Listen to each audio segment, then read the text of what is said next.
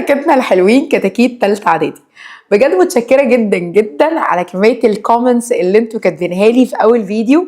كنتش متوقعه ابدا حاجه زي كده، وبجد بسطتوني وفرحتوني واديتوني انرجي كده ان انا اكسر الدنيا تالتة اعدادي. يعني لو لا انا عايزه انزل اشوفكم، انا عايزه انزل لكم السنترز يعني. فبجد يا رب دايما اكون عند حسن ظنكم، وان شاء الله اوعدكم ان انا هبذل افرت اكتر واكتر علشان خاطر ابقى موجوده معاكم وابدا اديكم كل اللي انتم محتاجينه بامر الله.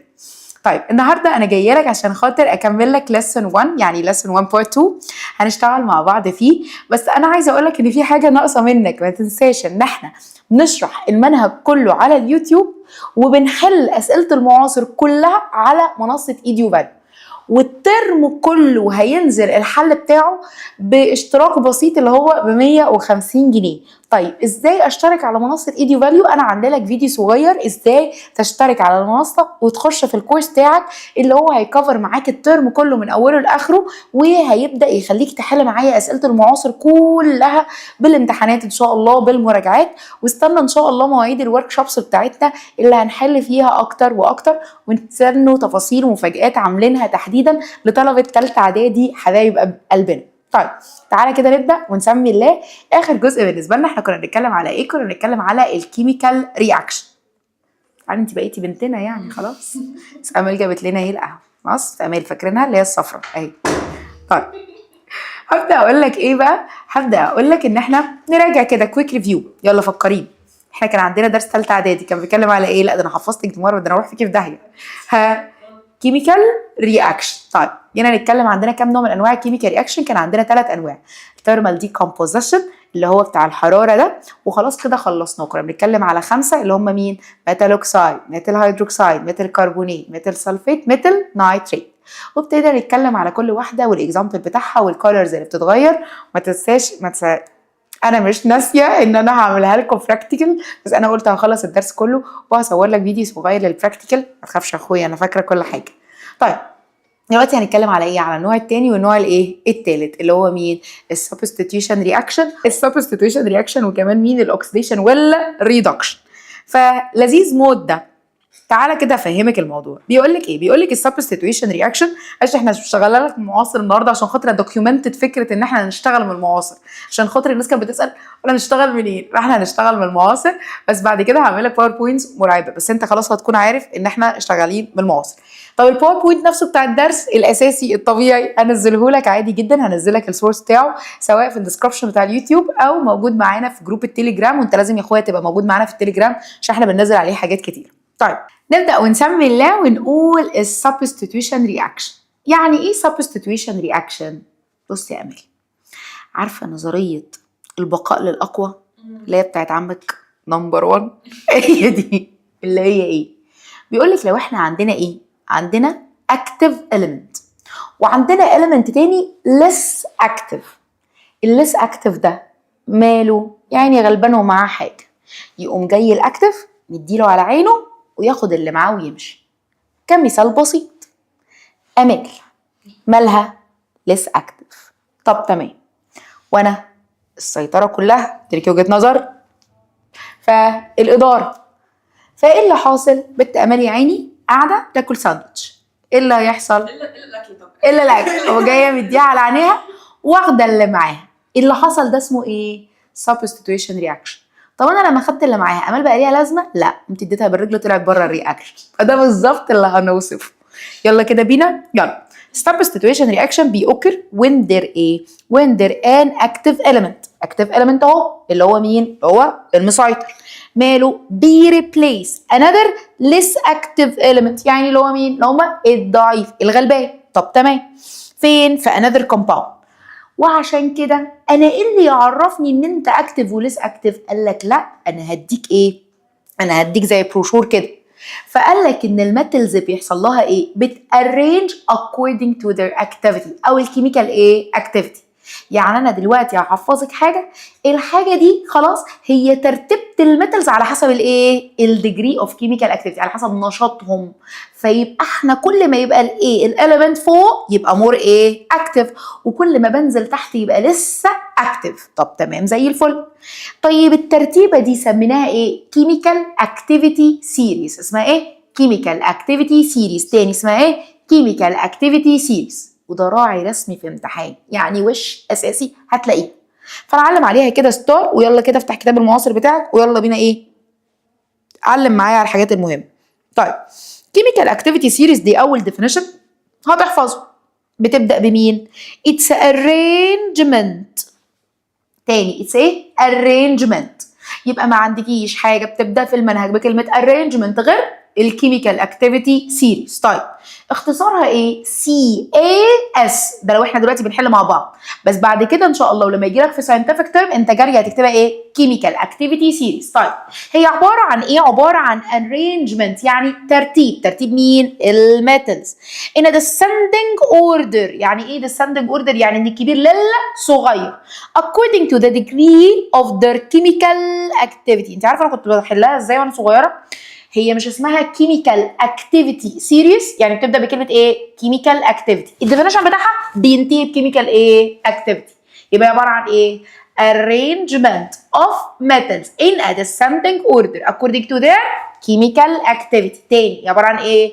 arrangement مين؟ الميتالز ازاي in a descending order according to chemical activity. تاني عبارة عن ايه؟ arrangement of مين؟ of metal in a ايه؟ in a descending order according to their chemical activity. مش عارفة ليه ما طلعش الصباعين دول، بس تمام يعني هم هينتهوا الموضوع كله في 5 كلمات. تمام؟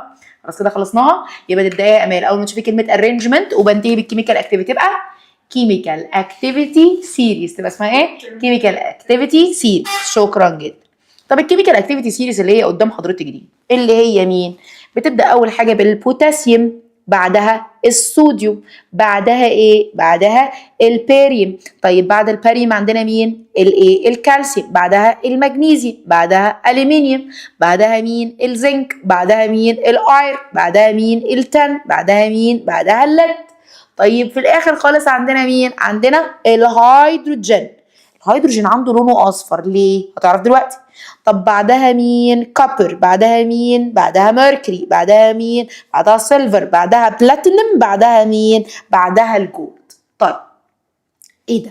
عايز تفهمي منه ازاي؟ واحفظها ازاي؟ وهي حفظ ولا مش حفظ؟ طبعا هي حفظ.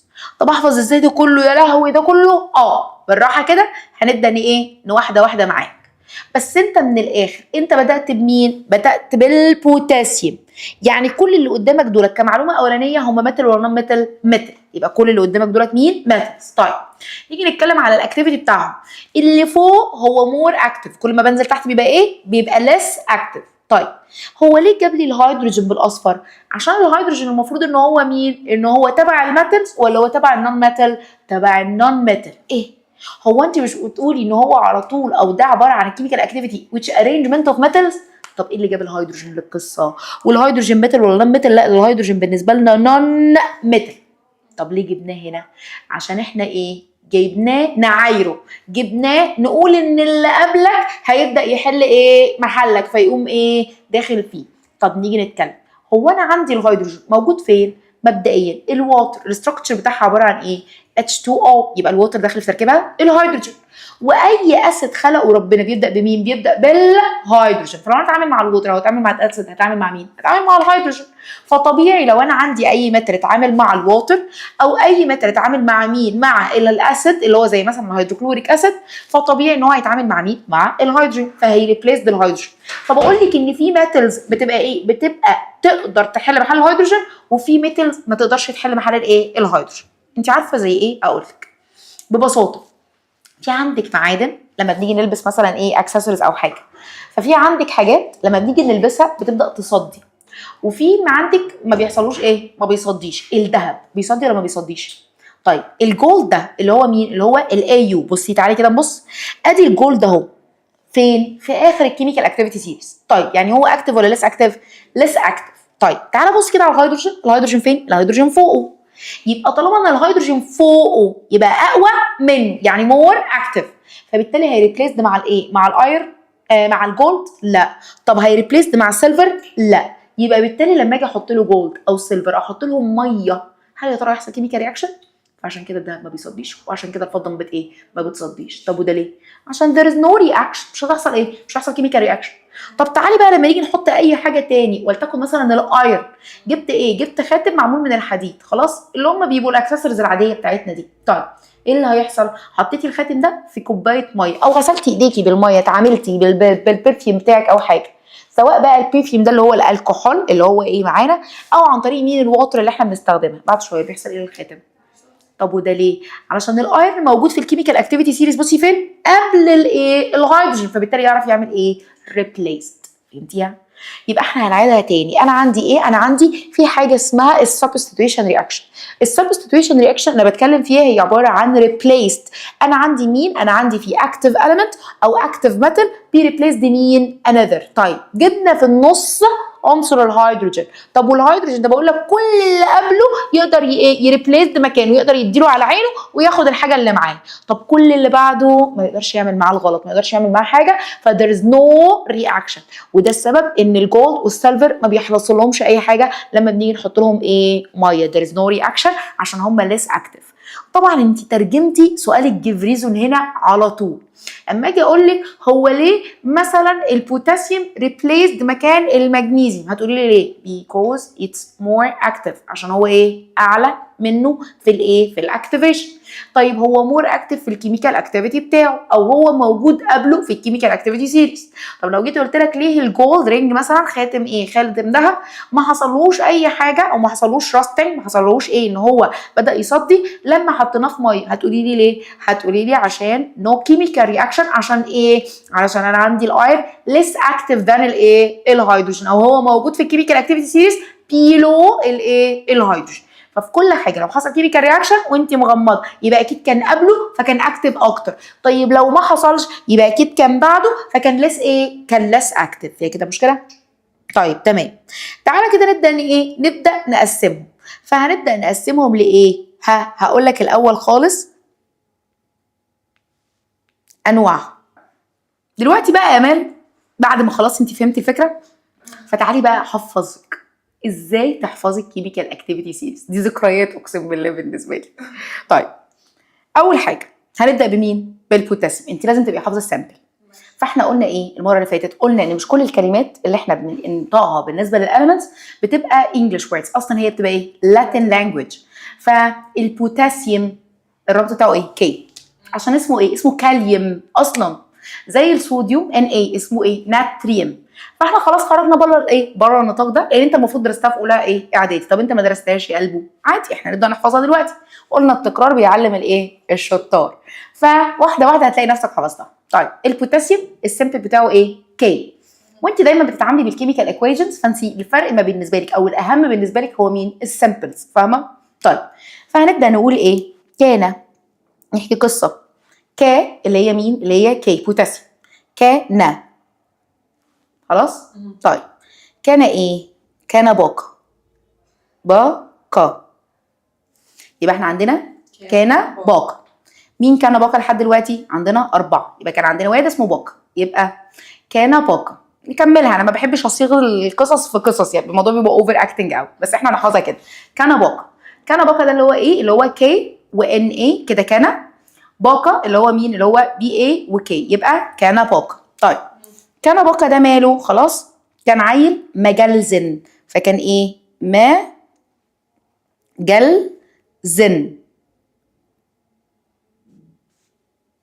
مجلزن ده اللي هو كام ايه؟ كام المنت؟ 3 اللي هما مين؟ اللي هو ام جي واي ال وزد ان. تاني يبقى احنا عندنا مين؟ عندنا الاول كان، بعدها باقة، بعدها مجلزن. تمام؟ الواد ده بما انه كان مجلزن فكان بيعمل حاجات مش لطيفه، فطول الوقت كان في السن، انا اسفه يعني، في السن. خلاص مش بس في السن، بس بالبي. يعني كان ايه؟ كان طول الوقت كان في السن بالبي. تاني كان طول الوقت ايه يا امال؟ في السن وبالبي. تاني يبقى احنا عندنا كان ايه؟ كان باقة. ماله؟ عيل مجلزن. ليه؟ كان طول الوقت بيعمل اكتيفيتيز كده مش لطيفه، فاحنا قاعدين كده قاعده بما يرضي الله. ها، فسن بيبي. فسن بيبي ده اللي هو مين؟ اللي هو اف اي واس ان، وبي بي اللي هو مين؟ اللي هو البي بي اللي هو مين؟ اللي هو الليد اللي هو الرصاص. طيب بعد الكلام ده كله ايه اللي حصل؟ جه واحد اسمه حكو حجاج. يبقى احنا جه ايه؟ جه حكو لعمه مين؟ حاجة. تمام. قال لك امال لو شميت ريحه بطاطا. انا اسفه والله العظيم انا مش كده. قال لك امال لو شميت ريحه بطاطا. خلص الموضوع على كده. اف. يبقى تاني. ها والله لذيذ. حكايه مقرفه، يا ريت ما نحكيهاش تاني. يبقى ازاي تحفظ الكيميكال اكتيفيتي سيريز؟ تحفظها بما يرضي الله، يا اما تخش معانا في النتانه دي اللي هي ايه؟ كان باقه مجال زي فسم ببي حكوا لحجاج قال لهم لو شميتوا بطاطا. خلاص تاني. ها، كان باقه مجال زي فسم ببي حكوا لحجاج قال لهم لو شميتوا ريحه بطاطا. هي كده مشكله؟ طيب خلاص احنا خلصنا القرف ده. احنا بس اهم حاجه بالنسبه لنا هو مين؟ هو عمك حكوا لحجاج. انت في مرحله الحكو اللي هي مين؟ اللي هي الاتش. فلما نيجي لنا مين؟ نيجي لنا الاتش، نبدا نبص بقى. ها، الاليمنت ده هو من ايه؟ من كان بقى مجال مفسم ببي لحد ببي، كل دولت يريبليس الهيدروجين. طيب مين؟ حكوا لحجاج اللي هي اولها الكبر، الكبر بقى لحد بطاطو. خلاص كل الكلام ده يبقى ايه؟ يبقى كانت ريبليس الايه؟ الهيدروجين. هي كده مشكله؟ نسمعها لهم مره تانية. حاسه انا عايزه اسمعها لهم. طيب عشان خاطر بس ايه يحفظوها معانا. ممكن يرجعوا الفيديو ثانيه بس لا معلش الدلع. يلا. ها، كان، قوليها انت لوحدك. كان باقه.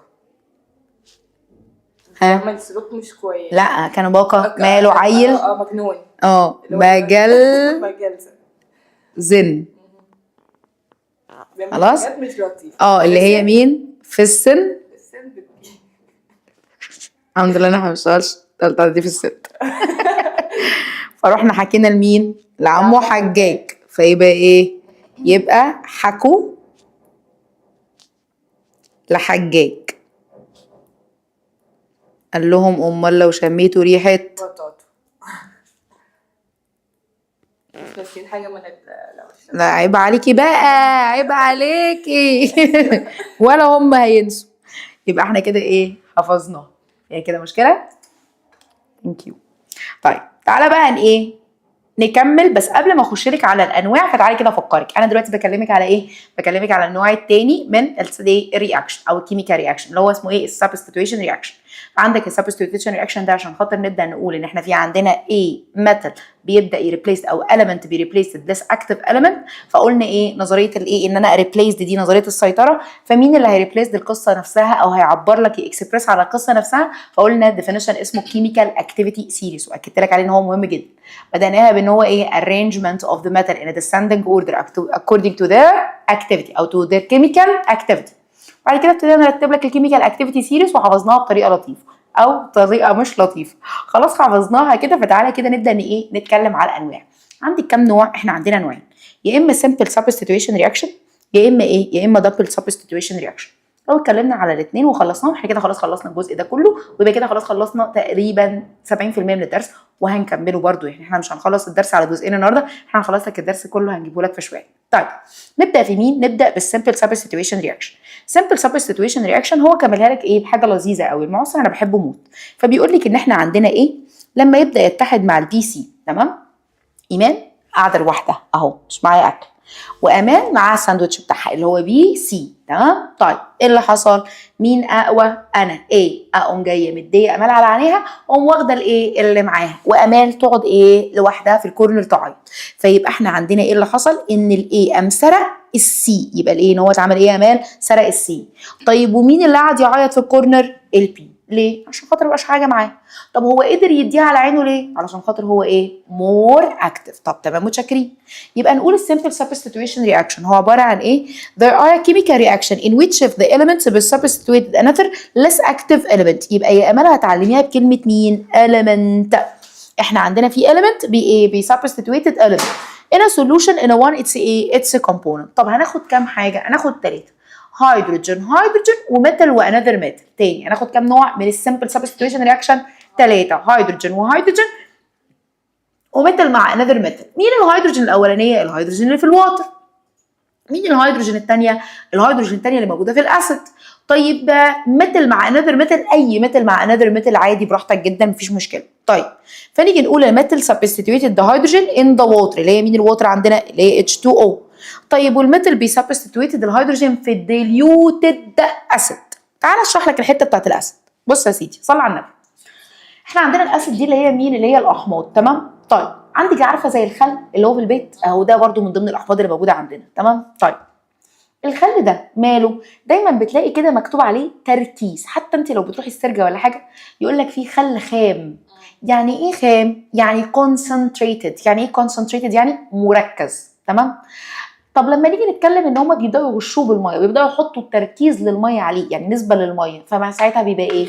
بيخفوا. يبقى اسمه diluted ايه؟ acids او ايه؟ او diluted reaction. يعني عندنا ايه؟ عندنا اللي قدامك ده بيبقى مخفف. فاحنا دايما بنتعامل مع ايه؟ مع الاسيد على نوعين، يا اما يبقى concentrated يا اما يبقى ايه؟ يا اما يبقى diluted. فانا بالنسبه لي دلوقتي هتعامل مع مين؟ هتعامل مع diluted reaction. طيب نتفق على اتفاق.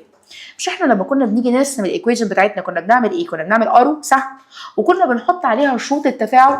في الثيرمال ديكومبوزيشن كان شرط التفاعل بتاعك ان انت بتحطي ايه؟ هيت اللي هي اسمها الدلتا اللي هي المثلث.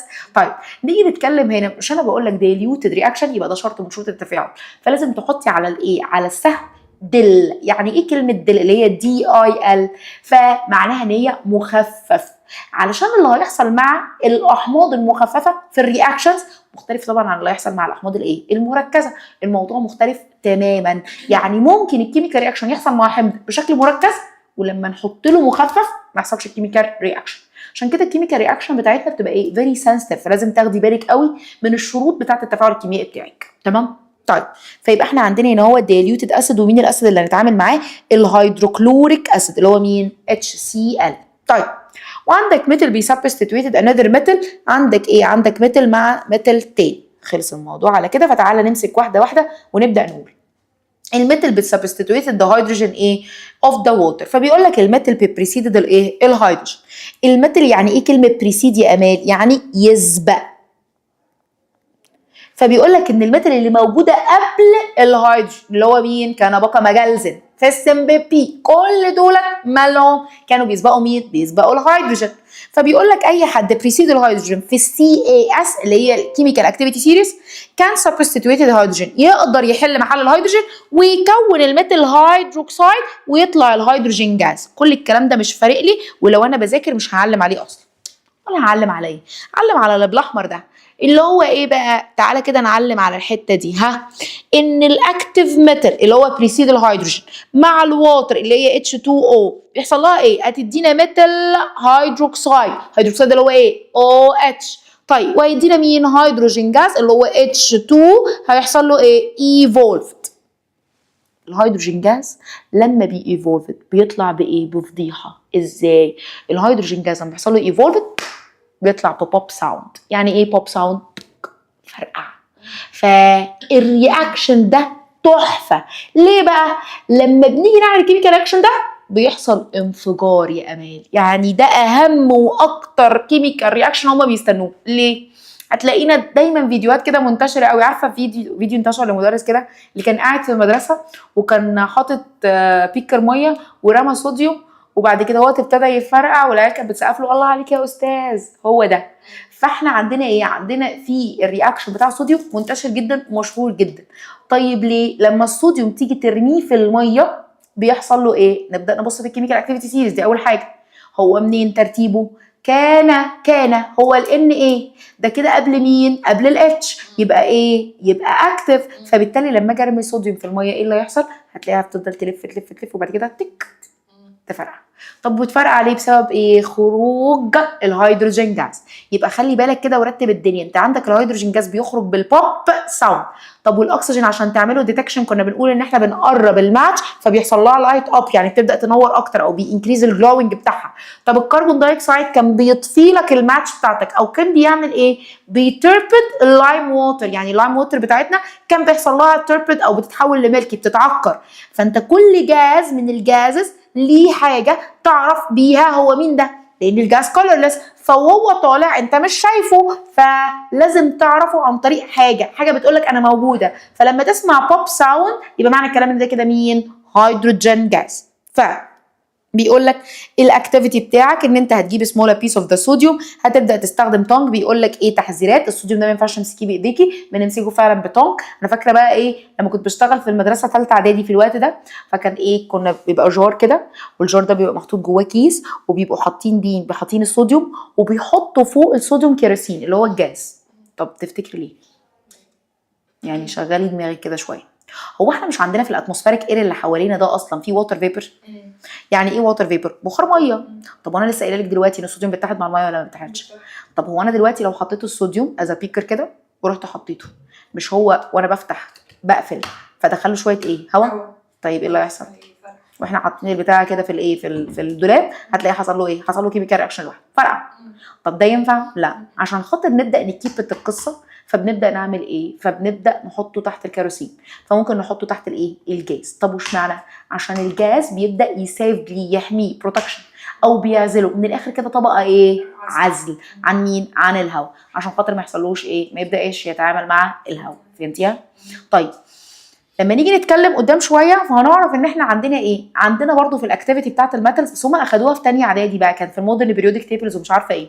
فكان عندنا يا اما بيتحط في الكراسين يا اما كان بيتحط في حاجه اسمها البارافين اويل. وش معنى البارافين اويل؟ عشان البارافين اويل خلاص بيبقى ايه؟ الدنسيتي بتاعته، الكثافه بتاعته مختلفه عن الدنسيتي بتاعت الكيروسين. فالمهم يعني بنحطه في ماده ايه؟ بتبقى بتعزله عن مين؟ عن الهواء. ممكن السؤال ده يجي في ريزون جدا، يجي يقول لك احنا ليه بنكيب الايه؟ الصوديوم في جار موجوده من الكيروسين او موجوده من البارافين اويل؟ هتقول له عشان خاطر تعمل ايه؟ تعمل طبقه عازله او ان هي تبدا تايسوليتد الايه؟ الصوديوم عن الاتموسفيريك اير عشان ما يحصلش كيميكال رياكشن.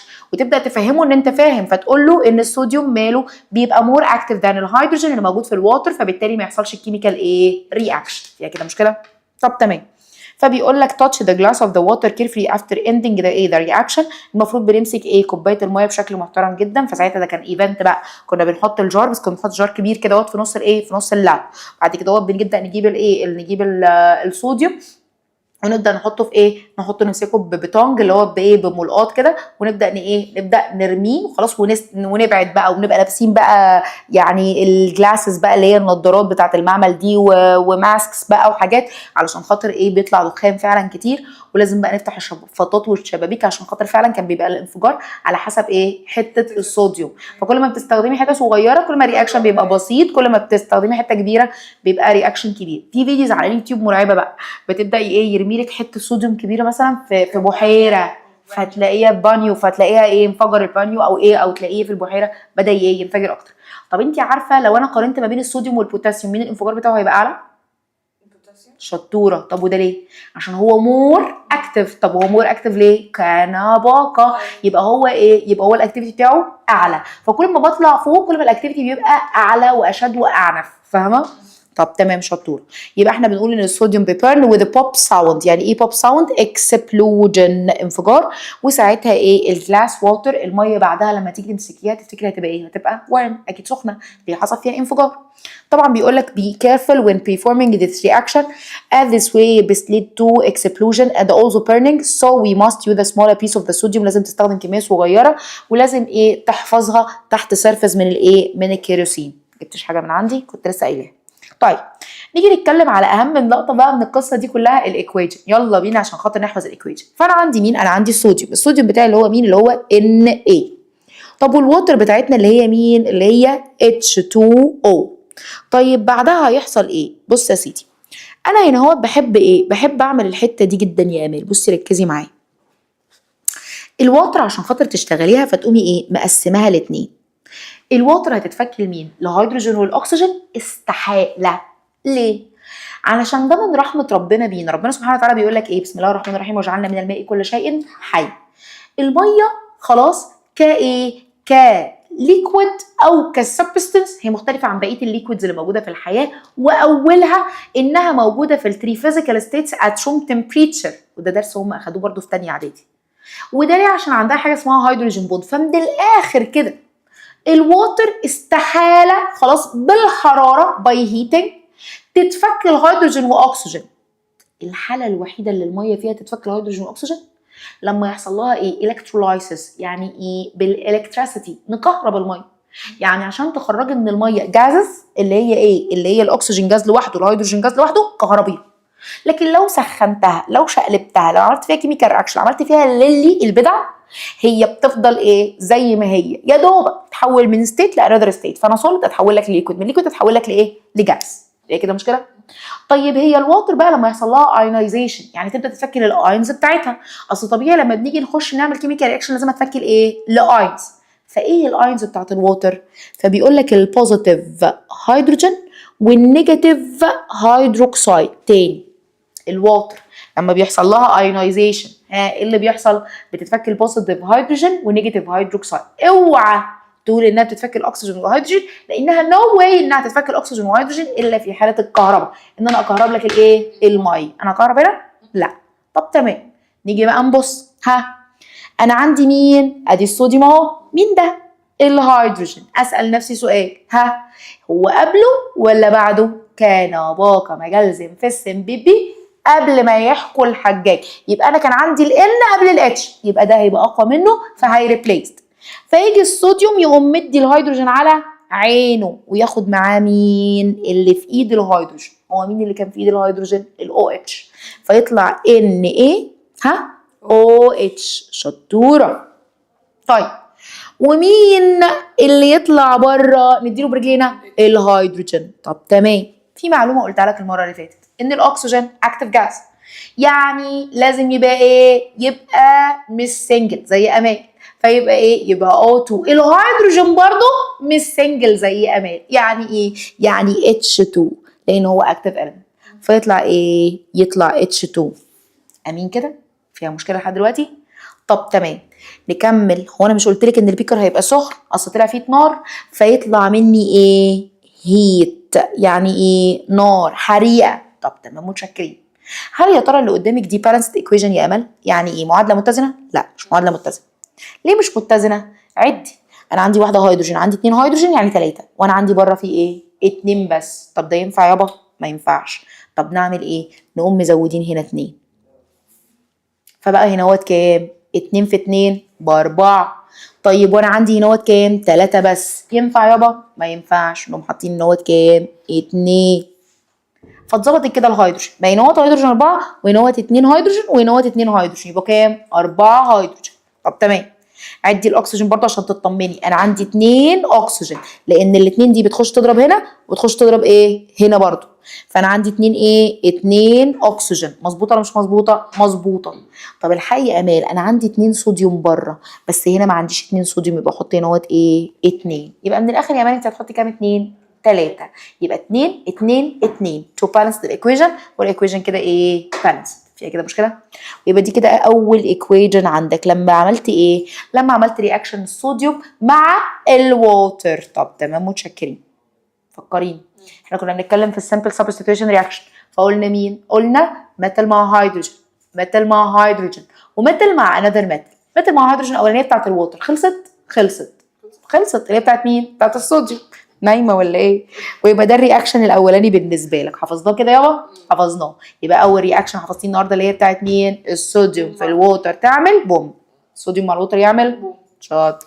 طب تمام، البوم بتحصل ليه؟ عشان الصوديوم بتبقى مع الووتر، عشان اللي بيطلع هيدروجين جاز اللي هو سنجل ولا مش سنجل يا مان؟ مش سنجل زي. شاطر. طيب تمام، نيجي نتكلم في التاني. الميتال سبستيتيوتد ذات ذا هيدروجين اوف ايه؟ اوف دايليوتد اسيد. احي. طيب تمام. عندنا مين؟ عندنا الميتال سبستيتيوتد وذ ايه؟ وذ دايليوتد اسيد. مين الدايليوتد اسيد يا امال؟ لسه قايله لك فوق الاتش ايه؟ اتش سي ال. ويعني ايه دايليوتد؟ يعني مخفف. فبنكتب عليها ايه؟ دل، اللي هي DIL، ونحط نقطه كده. تمام يابا؟ تمام. نيجي نقول بقى قال لك لما الاكتيف ميتال تتحد مع ان اسيد اللي هو بيبقى ديليوتد، فبتديك السولت اوف اسيد وبتديك هيدروجين جاز. انا ما بفهمش الكلام ده غير لما بنعمل كيميكال رياكشن تحديدا. يلا هنتعامل نوت مع 3 رياكشن مره واحده. مخصمين؟ انا مخصمه انا ويوسف ده كده كده. ليه؟ عشان خاطر المونتاج. طيب سريع كده عشان خاطر انا مش عارفه انا ماشيه بريت بطيء موت ليه يعني، بس انا حاسه ان انا عايزه اديهم بطء عشان هم كتاكيت تالتة اعدادي، بس انا في الطبيعي 2x في السريع. يلا بينا. عندك هنا لما هتعامل مع مين؟ مع الهيدروكلوريك اسيد. الهيدروكلوريك اسيد يتعامل معاه كام؟ 3 ميتال. انت اللي هتقولي لي بقى هو هيشتغل ولا مش هيشتغل؟ قشطه ماشي. اول ميتال بالنسبه لك هو مين؟ هو الزنك، اللي هو مين يا امال؟ ZN ZN. طيب وعندك الالومنيوم اللي هو ايه؟ AL. هيشتغل ولا مش هيشتغل؟ شطور. طيب وعندك التالت اللي هو الكوبر اللي هو CU. هيشتغل. كوبر ثواني، هو CU اللي هو ايه؟ قولي لي اسمه كده في حكو. هيشتغل. حكو لحجاج. هيشتغل. لا عشان هو قبله. هو بعده. بصي تعالي، هي فين؟ احنا كنا كاتبينها اهي. الكبر احنا ايه؟ احنا قلنا لهم ايه؟ قلنا لهم الZN صح؟ ادي الZN اهي. طيب والالومنيوم اهو. طيب حكو لحجاج. حكو احنا بنلعب مع مين؟ مع الاتش اصلا. طيب ونوت ايه الحقي؟ مش تشتغل. شطوره. يبقى احنا عندنا مين اللي هيشتغل؟ عندك 2 هيشتغلوا، 1 مش هيشتغل. يبقى الZN والالومنيوم اللي هو الزنك والالومنيوم هيشتغل، لكن الكوبر مش هيشتغل. وده سؤال راعي رسمي. ليه مش هيشتغل؟ عشان هو less active than الهيدروجين. عشان هو less active than الايه؟ تاني عشان هو less active than الايه؟ شكرا جدا. طب تعالي بصي حتى في الكيميكال ايه رياكشن، بصي هو جايبها لك هو فعلا ده كان بيحصل. بنعمل ايه؟ بنجيب هيدروكلوريك اسيد. هيدروكلوريك اسيد ده عامل زي الخل بالظبط، عامل زي الميه، فاهمه؟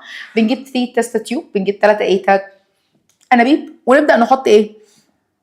نحط الزنك ونحط الالومنيوم ونحط الايه؟ الكوبر. انت عارفه الالومنيوم دي عامله زي الالومنيوم الفويل، سهله موت يعني، حاجه صغيره كده. والزنك برضو بشريط بيبقى ايه؟ بيبقى شبهه. والكوبر بيبقى سلك نحاس. يعني ايه؟ كانك مثلا جبتي اللي هي لو قطعنا مثلا السلك ده بس ساعتها يوسف هيفلق من نصين. فاحنا عندنا ايه؟ عندنا ال3 حاجات دول، نبدا نحطهم خلاص، ونجيب نفس الايه؟ نفس التركيزات من ايه؟ من الهيدروكلوريك اسيد. فنبدا نحط هنا نفس الكميات ونبدا نبص. هتقومي واخده بالك بقى من ايه؟ من اللي بيحصل. ايه اللي بيحصل في الوقت ده؟ لا يحصل فرقعه ولا يحصل اي حاجه. بس عارفه لما بتيجي تفتحي مثلا ازازه 7 اب او سبرايت او بيك اللي هي شبه السبرايت عشان خاطر المقاطعه، بيطلع ايه؟ بتلاقي فيه بابلز كده بتطلع، صح؟ فوار كده طالع. هو ده بالظبط الرياكشن اللي هيحصل. لو طلع بابلز يبقى حصل رياكشن، ما طلعش بابلز يبقى there is no reaction. فيها كده مشكله؟ طب انت يا بنتي امال لو ذكيه هتقولي لي هو مين البابلز بتاعته هتطلع اكتر؟ الZN ولا الAL؟ الاي والاي قلتي؟ الZN ولا الAL؟ شطوره. طب وده ليه؟ عشان خاطر هي قبليها فتفاعلها اكتر، يبقى more active than. يبقى احنا ايه؟ يبقى الالومنيوم هتبقى اكتر من الزنك. ليه؟ عشان خاطر هي more active than. طب تمام متشكرين.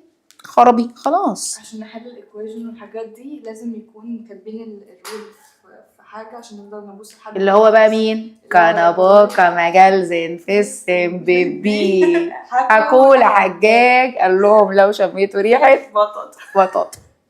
طيب تعالى هنا بقى نكتب لك ال3 ايكويشن. يلا انا بحفظهم ال3 ايه؟ طص ورا بعضهم. فكبر بس حته كده اخواتي، مش غرب يعني اهو. هنبدا بقى يا بت امال. ادي الZN اهو خلاص، وادي الالومنيوم اهو، وادي الكوبر اهو. قشطه. طيب بلس HCl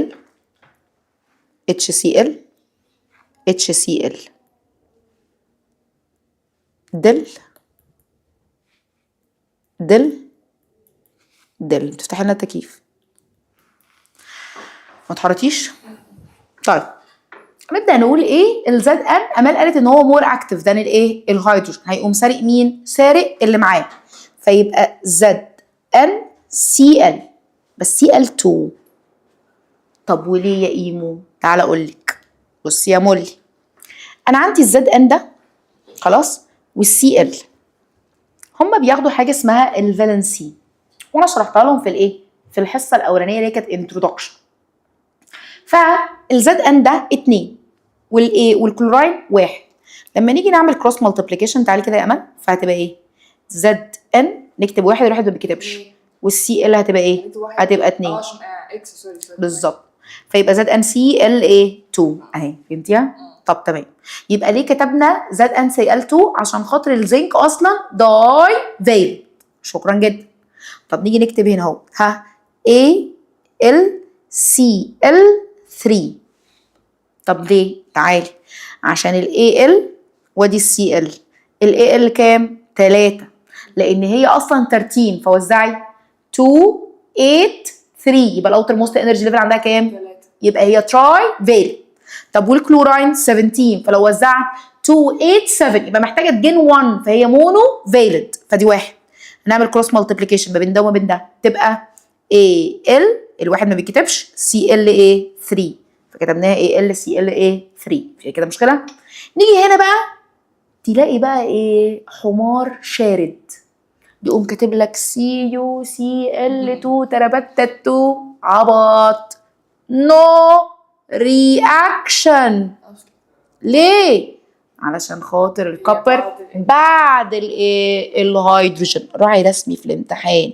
ليه؟ عشان خاطر هو عارف ان انت هتركبك الجلاله وهتبدا ايه؟ تفتي، فيسيبك بقى تفتي، فاهم؟ فتقوم عليها غلط. فخد بالك، الكوبر مع الهيدروكلوريك اسيد نو رياكشن، فما ترهقش نفسك وتكتب سي يو سي ال 2. ده عبط اللي انت بتقوله ده يا اخويا، فارجع عن الغلط. طيب نكمل. انا عندي حصل هنا هو ريبليسنج. انت مش واخده بالك ان احنا ايه؟ ما طلعناش هيدروجين، نطلع يلا الهيدروجين. انت ولا واخده بالك ولا نيله؟ يلا. طيب نطلع الهيدروجين. الهيدروجين قلت لك ايه؟ مرتبط، فيبقى H2 evolved، وهنا هو H2 evolved. تمام؟ طب تمام زي الفل. تعالي بقى نشوف مظبوطه ولا مش مظبوطه. خراب يا جدعان، خلاص خلفتي في الملاعب اهي. طيب نبدا نقول هي مظبوطه ولا مش مظبوطه. فانا عندي ايه؟ سي ال 2 باينه يراها اي كفيف، اتش 2 باينه، وهنا هوت ايه؟ وعندك اتش سي ال واحده. هتعملي ايه يا امان؟ نحط 2 جنب السي ال. خلصت انتهت. اتوزنت دي ولا ما اتوزنتش؟ اتوزنت. طب تمام. هنا بقى هنا بقى هنعيط. لو انت ناصحه في الماث هتعرفي تحليها. لو طب ماشي، اديني هنت ساعدي. عندك هنا كام؟ 2. وعندك هنا 1. عندك هنا كام؟ 3. عندك هنا ايه؟ 1. نحط الاثنين ولا 3؟ نحط 2 ولا 3؟ ما اصل انا لو حطيت هنا اهوت 2 الهيدروجين اتوزنت بس الكلوراين ما اتوزنتش. طب لو حطيت هنا اهوت 3 الكلوراين اتوزنت بس الهيدروجين ما اتظبطتش. فحط 2 ولا 3؟ ما هو في الحالتين مش هتتظبط، فحط ليه؟ هو ما نحطش حاجه، فنمسح الايكويشن ونمشي. طيب نحط نضربهم في بعض. ماشي ضربيه. 2 في 3 ب4. يا لهوي. 2 في 3 6. امال اللي ماسكه الحسابات. شغاله بكالكليتر. بالظبط. يبقى 2 في 3 بايه؟ ب6. ده فيها كده مشكله؟ لا. تعالي بقى نكمل. هو انا بحط عادي يعني؟ لا، ما هو احنا بنشغل العقل اهو. انا اهو بصي فكرت، انا وقفت قدام مشكله. الهيدروجين فعلا لو حطيت 2 هنا اهوت مش هتتظبط معايا دي. طب ولو حطيت ال3 هنا اهوت مش هتتظبط دي. فعملت ايه؟ ضربتهم الاثنين في بعض. ف2 في 3 بكام؟ ب6. تعالي بقى نكملها. هنا اهوت بقت 6 من الهيدروجين صح؟ روحي هناك عند الهيدروجين وصلها لي ل6. فانا عندي اصلا كام؟ 2. احط هنا كام؟ 3. يبقى 3 في 2 بكام؟ ب6. اتوزنت الهيدروجين ولا ما اتوزنتش؟ اتوزنت. طب تعالي هنا اهو، ها الكلوراين عندك كام؟ 3. طيب وانت عندك كام؟ 6. حطي يخرب بيت حلاوتك. فبقت 2 في 3 كام؟ ب6. ظبطت كده ولا ما ظبطتش؟ ناقص حاجه. الالومنيوم بقت 2، فنحط هنا 2. حطي هنا اهوت نجمه يا امال، ودي اكتر معادله عندك فيها ارقام. اللي هيوصل الارقام فيها لكام؟ ل6. تمام؟ فانا ببدا اشغل عقلي بقى. احنا مش هنشتغل كده في الامتحان. فانت حافظه ان الاي ال سي ال 3 صح؟ ال 3 حطي له 2. طب والاتش 2 يبقى يتحط له كام؟ 3. بس خلص الموضوع على كده. فهمتيها؟ ايوه. و2 في 3 ب6 فنزلت، وهنا اهوت الالومنيوم بقت ايه؟ بقت 2. يبقى انا كده اهوت بالانسد الايكويشن ولا لا؟ مش بالانسد جدا جدا جدا. قولي لي شكرا. شكرا. قولي شكرا. شكرا بولا. طيب فنبدا نبص بقى على الايفولفد جاز. فبيقول لك الجاز بابلز ايفولفد immediately، يعني ايه؟ في اللحظه لما تحطي الزنك شيت. وده ليه؟ عشان هو اكتف جدا.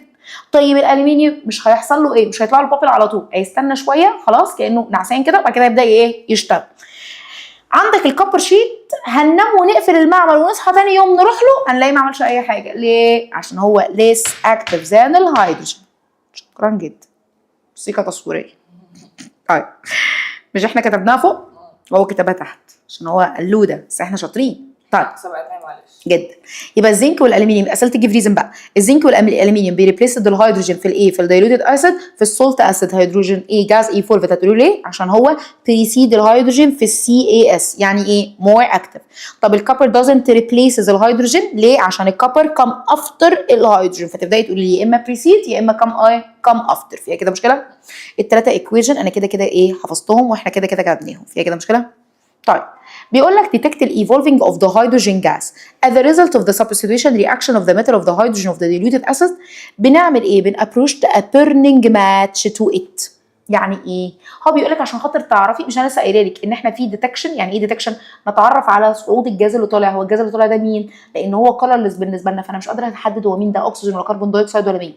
فبالنسبه للهيدروجين جاز اللي هيطلع، علشان خاطر بيطلع، هو بيطلع ببوب ساوند اللي هو كانت مع الصوديوم، صح؟ طيب بالنسبه للاسيد هو ما بيطلعش بوب ساوند، هو بيطلع فوار. طب وانا ايش ضمني بقى؟ ما ممكن اللي تطلع فوار ده كان اكسجين او ممكن يكون كربون دايوكسيد، هتعرفي منين؟ فنقوم حاطين ماتش. يعني ايه؟ عود كبريت. عود الكبريت يحصل ايه؟ يولع زي ده، فيعمل لك ايه؟ يعمل لك الفرقعه فعلا. يعني هو ايه بقى؟ بصي اللقطه، لو كنت ايه، لو كان اكسجين جاز هو بيعلي النار، بينكريس الايه؟ بينكريس الجلوينج ماتش ده.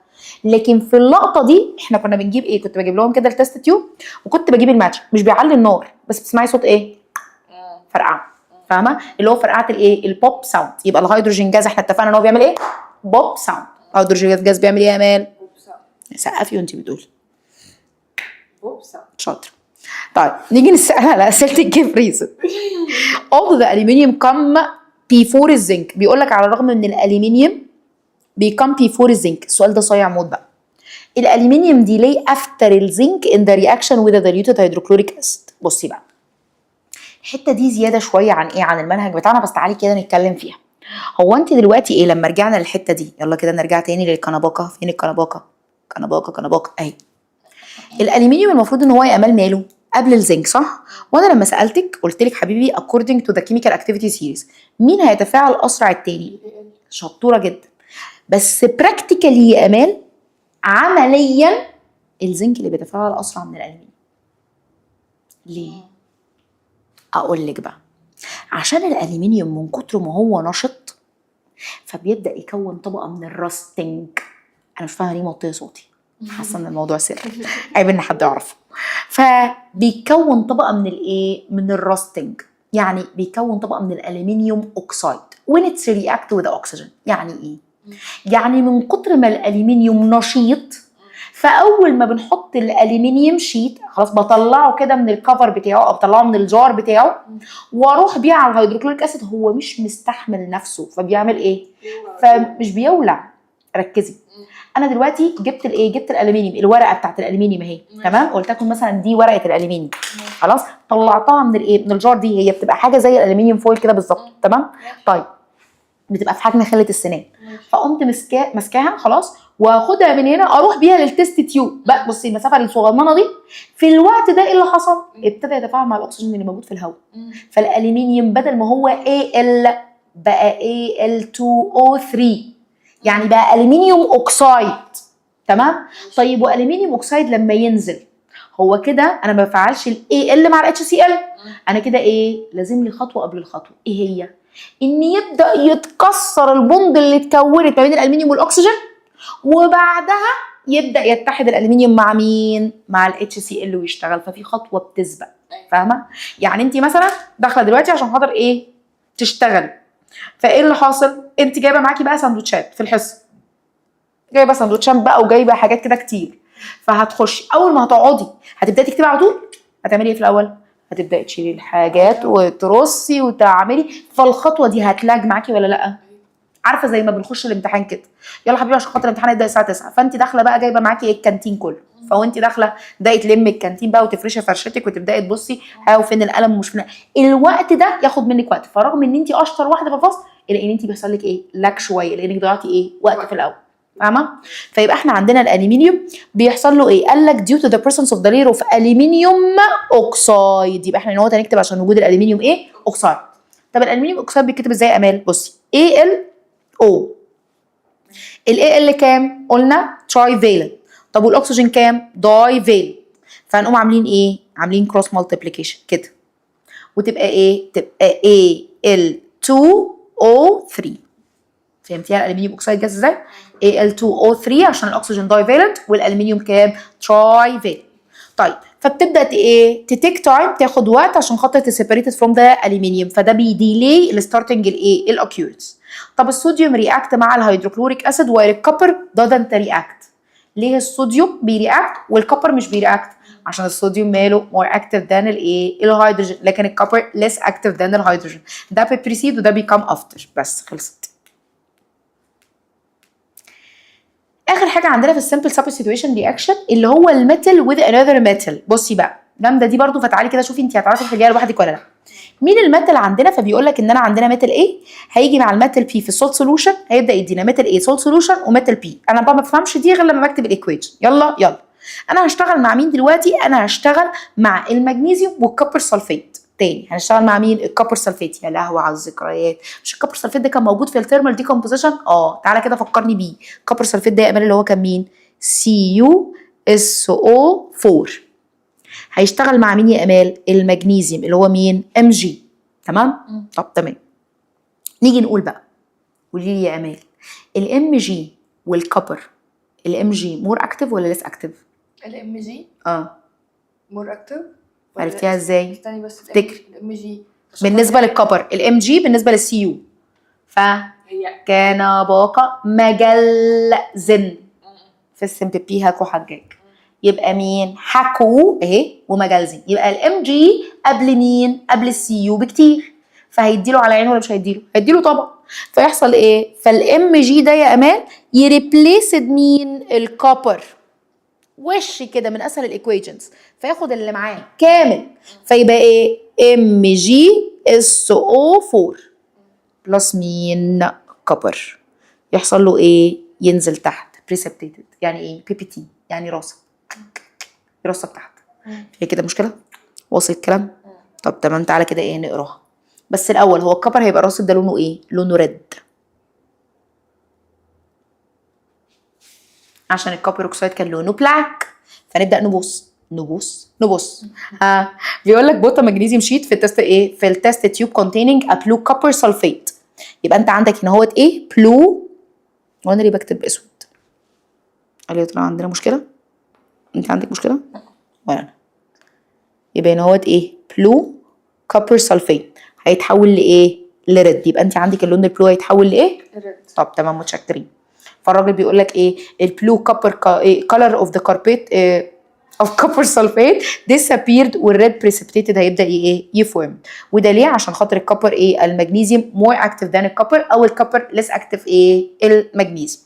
والله هي سهله ولعبه يعني. انا بقول اي كلام ولا هو فعلا انت شايفاها انها سهله؟ شغلي عقلك بس، اللي هو ايه؟ هنشغل العقل الاول. كرباقه مجلزم في السم بي وحكوا الحجاج وقال شموا بطاطو. فانت كتبتيها كده قدامك، اول ما يجي لك الامتحان قومي كاتبه القصه.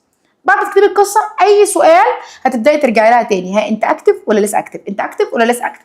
واجابات الجيفريزون كلها من اسهل ما يمكن. ها لو عمل كيميكال رياكشن يبقى هو كان مور اكتف، ان هو كان جاي قبله. طب لو ما عملش كيميكال رياكشن يبقى اكيد لسه اكتف عشان هو كان جاي ايه؟ كان جاي بعده. فهي كده مشكله. طيب الايكويشن اللي موجوده هنا عندنا، طيب دي اخر ايكويشن في السمبل سبستيتيوشن رياكشن تقريبا خلاص. طيب اسالك سؤال. عملنا كام كيميكال ايكويشن دلوقتي؟ 3. اول واحده بتاعت الصوديوم اللي هي بتاعت حطينا الصوديوم في الميه عملت بوم. بعدها عملنا 3 اللي هما كانت مين؟ الزنك والالومنيوم والكبر اللي هي كانت طيشه. تمام. وبعدها بتاعت المغنيسيوم والايه؟ والكبر سلفيت. يبقى احنا كده عملنا كام واحده؟ 5. مش 3. صباح الفل. 5 عشان الحسد. طيب نيجي نقول المغنيسيوم كان ريبليسد الكوبر، فاحنا بدانا نقول عشان خاطر ايه؟ عشان هو المغنيسيوم بريسيدد الكوبر، هو عمال بيعيد في الكلام تاني. طيب نيجي نتكلم بقى السيلفر نايتريتد سولوشن وده الومنيوم كونتينر. يعني ايه السيلفر نايتريت؟ السيلفر نايتريت، السيلفر يا امال اللي هو ايه؟ AG، تمام؟ طيب والالومنيوم AL. اسالك سؤال، السيلفر نايتريت لما يجي مع الالومنيوم هيشتغل معاه ولا لا؟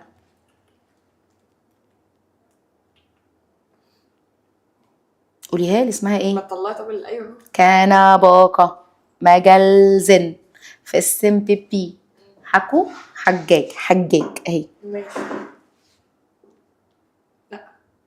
مش هيشتغل معاه. طب وده ليه؟ خاطر عشان ده less active than ايه؟ ده بس خلاص خلصت، يبقى مش هيشتغل معاه، يبقى no reaction.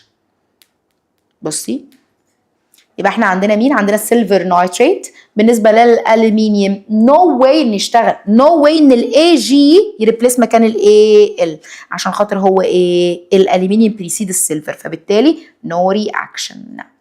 في كده مشكله يا صغنن؟ وصل الكلام؟ طيب بيقول لك ايه؟ الديستانس بتوين ذا ميتال انكريسز بالسبستيتويشن بيكم ايه؟ بيكم فاستر. طب تمام متشكرين، واحنا كده كده سالتك فيها اللي هو كل ما بطلع فوق كل ما بيبقى ايه؟ بيبقى مور اكتف. عارفه بقى البوتاسيوم اللي هو الكي، فاكره لما جيت قلت لك ولو حطيت بوتاسيوم غير الصوديوم مين اللي هيشتغل اسرع؟ قلت لي البوتاسيوم. ليه؟ عشان بدانا بيه كان، فهو اسرع من الصوديوم. فبنقول ان البوتاسيوم reacted instantly with the water while المغنيسيوم بيرياكت very ايه slowly with the cold water. وده ليه؟ عشان الديستانس ما بين الكي والاتش is greater than الديستانس ما بين المغنيسيوم والايه والهيدروجين. من الاخر كده هو بيقول لك ايه؟ ادي كده اهوت الايه؟ الكيميكال اكتيفيتي سيريز بتاعتك هي فين؟ اهي. فلو انا جيت العب معاكي ايه؟ لعبه ان الكي مع الهيدروجين، بصي المسافه ما بينهم قد ايه؟ كبيره موت. طيب لو انا بقول المغنيسيوم والهيدروجين المسافه ما بينهم ايه؟ اقل، مين يفرقع بقى ويعمل مشكله؟ الكي. طب المغنيسيوم ما يعملش كل الكلام ده. فهمتيها كده يا امل؟ فيها كده مشكله؟ طب تمام زي الفل. انا محتاجه احل معاهم بس سؤال واكون خلصت لهم الايه؟ السمبل substitution reaction. تعالى كده نبص يلا.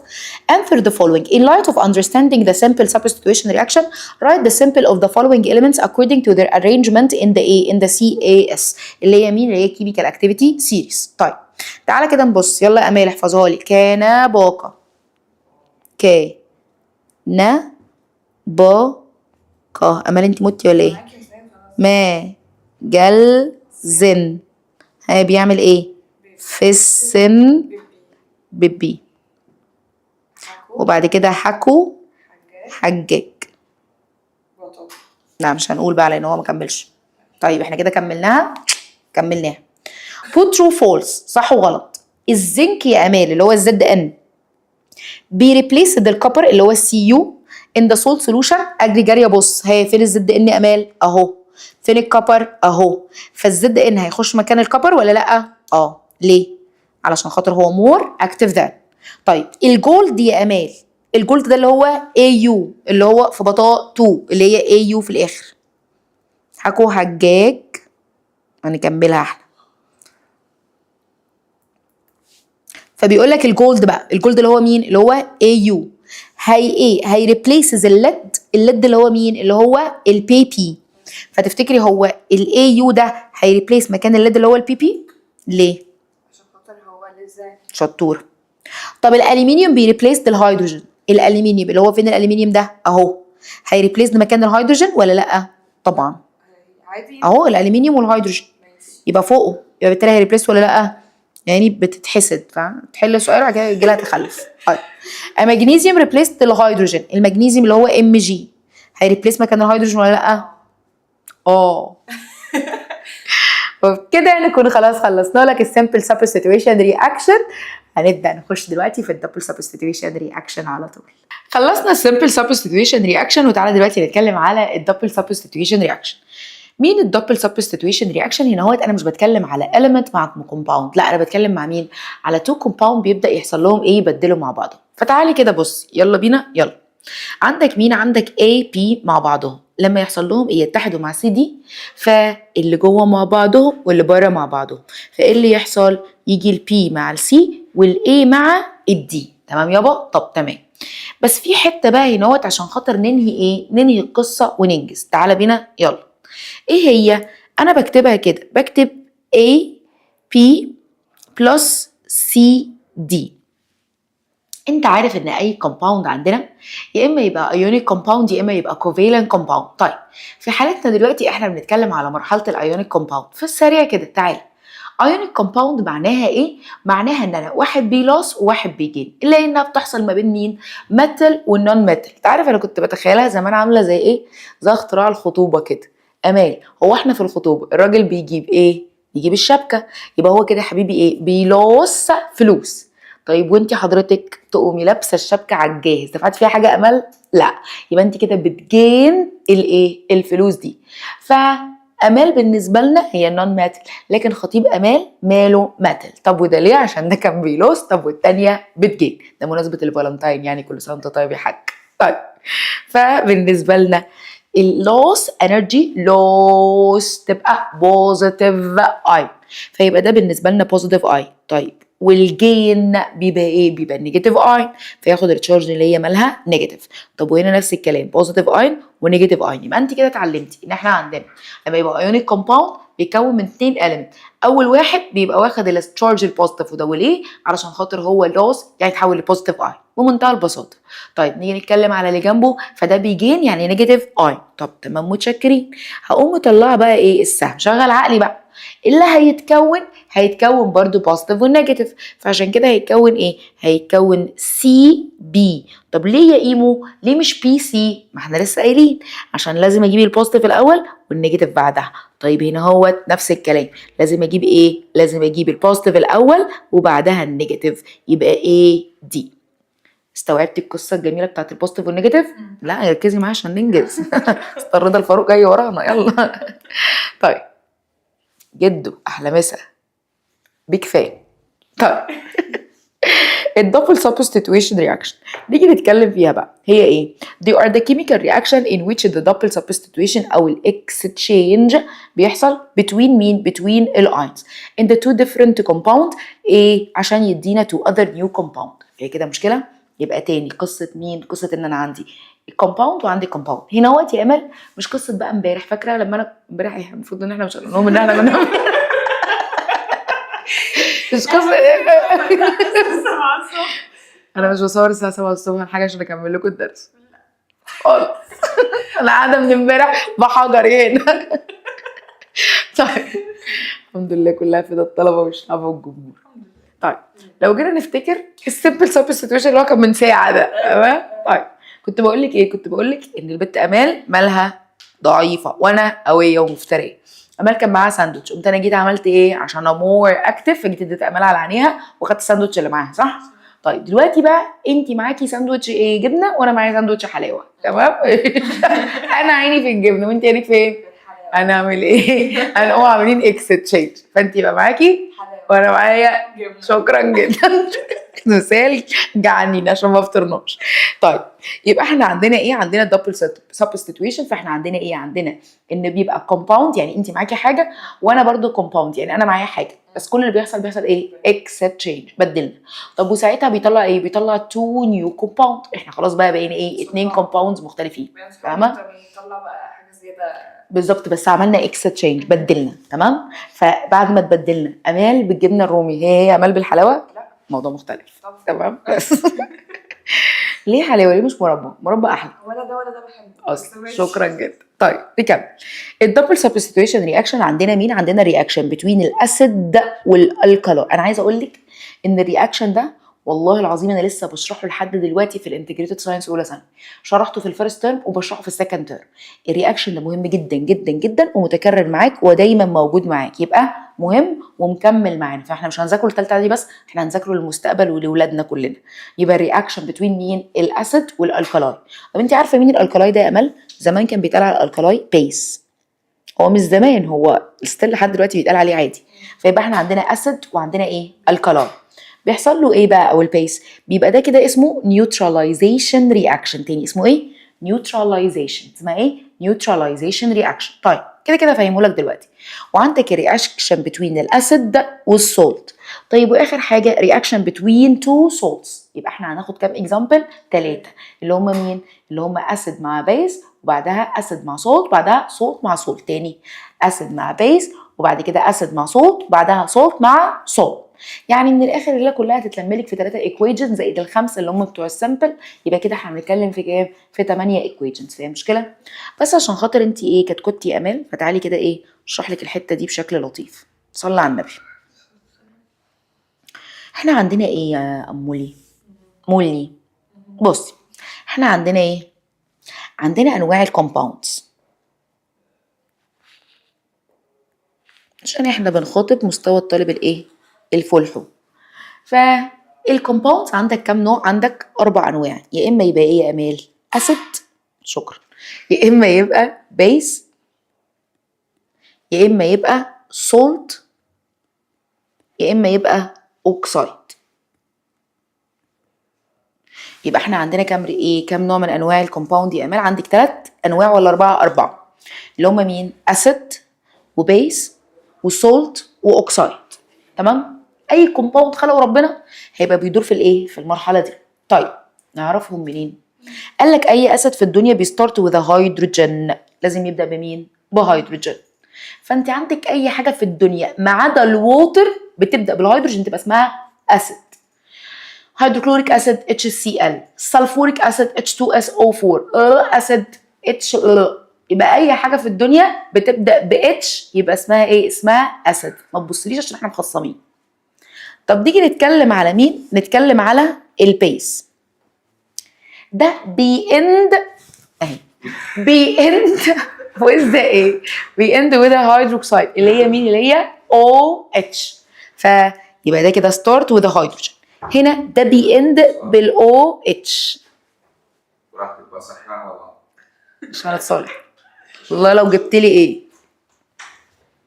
يبقى احنا عندنا ان هو هيحصل ايه؟ هيند وذ او اتش، هيند وذ ايه؟ او اتش. طيب يبقى احنا تاني، احنا الفرق ما بين الاسيد والايه؟ والبيس هنعرفها ازاي؟ لو بدات بالهيدروجين تبقى اسيد، لو انتهيت بالايه؟ بالهيدروكسيد اللي هي مين؟ اللي هي او اتش تبقى مين؟ تبقى بيس. فيها كده مشكله؟ يبقى قلت لك ان ايه؟ او اتش، ها اسيد ولا بيس؟ بيس. كده انطفيت. بلاش غباوه بقى على الصبح. يلا، اسيد بتبدا بهيدروجين، بيس بتنتهي بهيدروكسيد. خلاص، هيدروكسيد ده اللي هو او اتش. طيب HCl اسيد. طيب NaOH بيس. خلاص الله يبارك لك. فيها مشكله؟ او اتش بيس، اتش اسيد. فيها كده مشكله؟ طب تمام. نيجي نتكلم على الصوت. الصوت ما عندهاش ولا اتش ولا او اتش. زي مين مثلا؟ زي NaCl. هل يا ترى ده اللي هو الملح الطعام بتاعنا؟ الملح اللي احنا بنحطه اسمه ايه؟ NaCl. هل يا ترى انا عندي اسيد؟ عندي اتش؟ عندي او اتش؟ يبقى طالما ما عندكيش اتش ولا او اتش تبقى انت سولت. تبقى انت ايه؟ سولت. يعني ايه؟ ملح. اكزامبل هنا عندك HCl، اكزامبل عندك هنا NaOH. طيب نيجي نتكلم على الاوكسايد. برضو دي يراها اي كفيف. اوكسايد يبقى اخرها ايه؟ اكسجين. يبقى اي حاجه كان اخرها ايه؟ اكسجين. يعني مثلا Na2O، يبقى ده كده ايه؟ ده كده اوكسايد. طيب مثلا MgO، ده كده ايه؟ اوكسايد. في كده مشكله؟ يبقى انت كده اتعلمت ان انت عندك كام نوع من انواع الكومباوند يا قلبو؟ عندك 4 اللي هما مين؟ اسيد، بيس، سولت، وكمان مين؟ اوكسايد. تعرفهم ازاي؟ اسيد يبدا بهيدروجين، طب بيس ينتهي باو اتش، طب سولت ماله؟ قال لك ان السولت ولا عنده ده ولا عنده ده. طب والاوكسايد اللي هو بيبقى ايه؟ بيبقى او. تعالي كده. طيب نيجي نكمل. عشان عندنا حاجه اسمها ديتكشن يا امال. يعني ايه ديتكشن؟ اللي هو الكشف على مين؟ على الحاجه دي. فانا لو انا عندي اسيد، عندي حمض، بيعرفوها ازاي؟ بيعرفوها بحاجه اسمها الليتمس بيبر. الليتمس بيبر دي بيبقى لونها لونين او عندها نوعين. في ليتمس بيبر لونها ريد، وفي ليتمس بيبر لونها بلو او فايلت كده بنفسها. لو احنا جينا حطينا الريد دي في بيس، خلاص البيس بيبدا بحرف مين؟ البي، فبيخلي الليتمس بيبر تبقى لونها ايه؟ بلو. شفتي سهله ازاي؟ بي. طب شغلي بقى عالك شويه. طب انا دلوقتي حطيتها في الاسيد، يبقى تطلع لنا اللون التاني اكيد اللي هو ايه؟ اللي هو ريد. يبقى الليتمس بيبر لما تتشنج الريد تبقى ايه؟ تبقى اسيد. طب لما تتشنج البلو تبقى ايه؟ بيس. طيب في السولت ما حصلهاش حاجه. طب والاوكسايد ما حصلهاش حاجه برضه. في كده مشكله؟ وصل الكلام؟ بس خلاص. يبقى انت كده بالايه؟ بالانترودكشن الجميله بتاعتك دي انت كده ايه؟ هتقدر تتعايش معاه، وعرفت انواع الكومباوندز وكده ايه عرفنا احنا هنفرق ما بينهم ازاي. فارجع اقول لك الدبل سبستيوشن رياكشن، يلا هي كانت ما بين مين؟ اسيد وبيس، انت كده ايه مستوعبه. طيب ها الثانيه ما بين اسيد وسولت، طيب الثالثه ما بين مين؟ سولت وسولت. احنا مش موجود الاكسيد معانا دلوقتي، تمام؟ طيب نيجي نكمل. اول واحده اللي هو مين؟ الاسيد والبيس. فالاسيد عندنا مين؟ HCl اللي هو الهيدروكلوريك اسيد. طيب والبيس اللي انا لسه شرحه اللي هو مين؟ اللي هو NaOH. فتعالى بيقول لك الرياكشن بين ذا هيدروكلوريك اسيد والصوديوم هيدروكسيد. الهيدروكلوريك اسيد اللي هو مين؟ اللي هو HCl. طيب والصوديوم هيدروكسيد ده اللي هو ايه؟ NaOH. انت دلوقتي حتى لو مش حافظاها مش هتعرفي تقوليها معانا. يعني تعالي اهو HCl ده اسيد ولا بيس؟ اسيد. ليه؟ عشان بادئ من مين؟ بالاتش. طيب NaOH ده اسيد ولا بيس؟ بيس عشان بينتهي بايه؟ بالاو اتش. استوعبتيها؟ طيب تعالى كده نطلع. احنا قلنا مين؟ احنا قلنا ده كده بوزيتيف، ده كده مين؟ نيجاتيف، ده كده بوزيتيف، ده كده ايه؟ نيجاتيف. يبقى انت بتمشي طول الوقت بوزيتيف بعدها نيجاتيف، اللي جوه مع اللي بعض واللي بره مع ايه؟ مع بعض. تمام؟ طيب بس بترتبي البوزيتيف الاول بعدها النيجاتيف. فيلا بينا. ها هنيجي جوه اللي بعضهم مين؟ عندك ال Na وعندك ال Cl، فتبقى NaCl. طب اشمعنى بدأت بال Na؟ عشان هو بوزيتيف والسي اللي بعدها ايه؟ نيجاتيف. طيب نكمل، لقيت H و OH تبقى بتديكي ايه؟ H2O. فيها كده مشكلة؟ طب تمام، تسلم ايدك. طب مين ده؟ احنا قلنا ده كده اسيد. طب مين ده؟ ده بيس. طب مين ده؟ ده سولت. طب مين ده؟ ده ووتر. يبقى تاني لما تيجي تعملي رياكشن بين الاسيد والبيس، حطي اسيد على بيس، حطي حمض على قاعدي، هيديك ايه؟ يديك ميه وملح. طب تعالى، ده بيسموه نيوتراليزيشن رياكشن. يعني ايه نيوتراليزيشن؟ يعني ميك ات نيوترال. يعني ايه كلمه نيوترال؟ متعادل. طب ليه يا امال؟ اقول لك. عشان الاسيد اصلا لما كنا بنحط له الليتمس بيبر كان بيحولها للون ايه؟ ريد. طب والبيس لوحده لما تيجي تحطي له الليتمس بيبر هيحولها لايه؟ لبلو. طب انا لما اجي احط لهم على بعض دلوقتي، هل يا ترى هيترن الليتمس بيبر انتو ريد؟ لا. هيترن الليتمس بيبر انتو بلو؟ لا. يبقى ايه اللي هيحصل؟ ولا اي حاجه. يبقى في الوقت ده حصل ايه؟ تعادل. الاتنين بقوا قد بعضهم، فبالتالي ولا انا عارفه ايه اترن تو ريد ولا ترن تو ايه؟ تو بلو. عشان كده سموها نيوتراليزيشن رياكشن. فيها كده مشكله؟ يبقى تاني احنا عندنا اي اسيد بيترن الليتمس بيبر او السولوشن بتاعك لريد. طيب انا عندي البيس بيترن الليتمس بيبر او السولوشن لبلو. طب في حاله ان انا حطيت الاثنين على بعض حصل ايه؟ تعادل. فبقى بالتالي بالنسبه لك عامل ازاي؟ ولا اسيد ولا بيس، بقى نيوترال. يعني ايه نيوترال؟ يعني ميه وملح، اللي هي مين؟ سولت ومين؟ ووتر. فيها كده مشكله؟ طب تمام خلصناها. وده يبقى كيميكال ايكويجن الاولانيه، مشهور قوي بالايه؟ بالساينتفك تيرم بتاعك. يجي يقول لك ايه؟ نيوتراليزيشن رياكشن. طيب يا اما يجي لك في ساينتفك تيرم او يجي لك في ايه؟ في الديفينيشن. يلا قولي لي يعني ايه نيوتراليزيشن رياكشن؟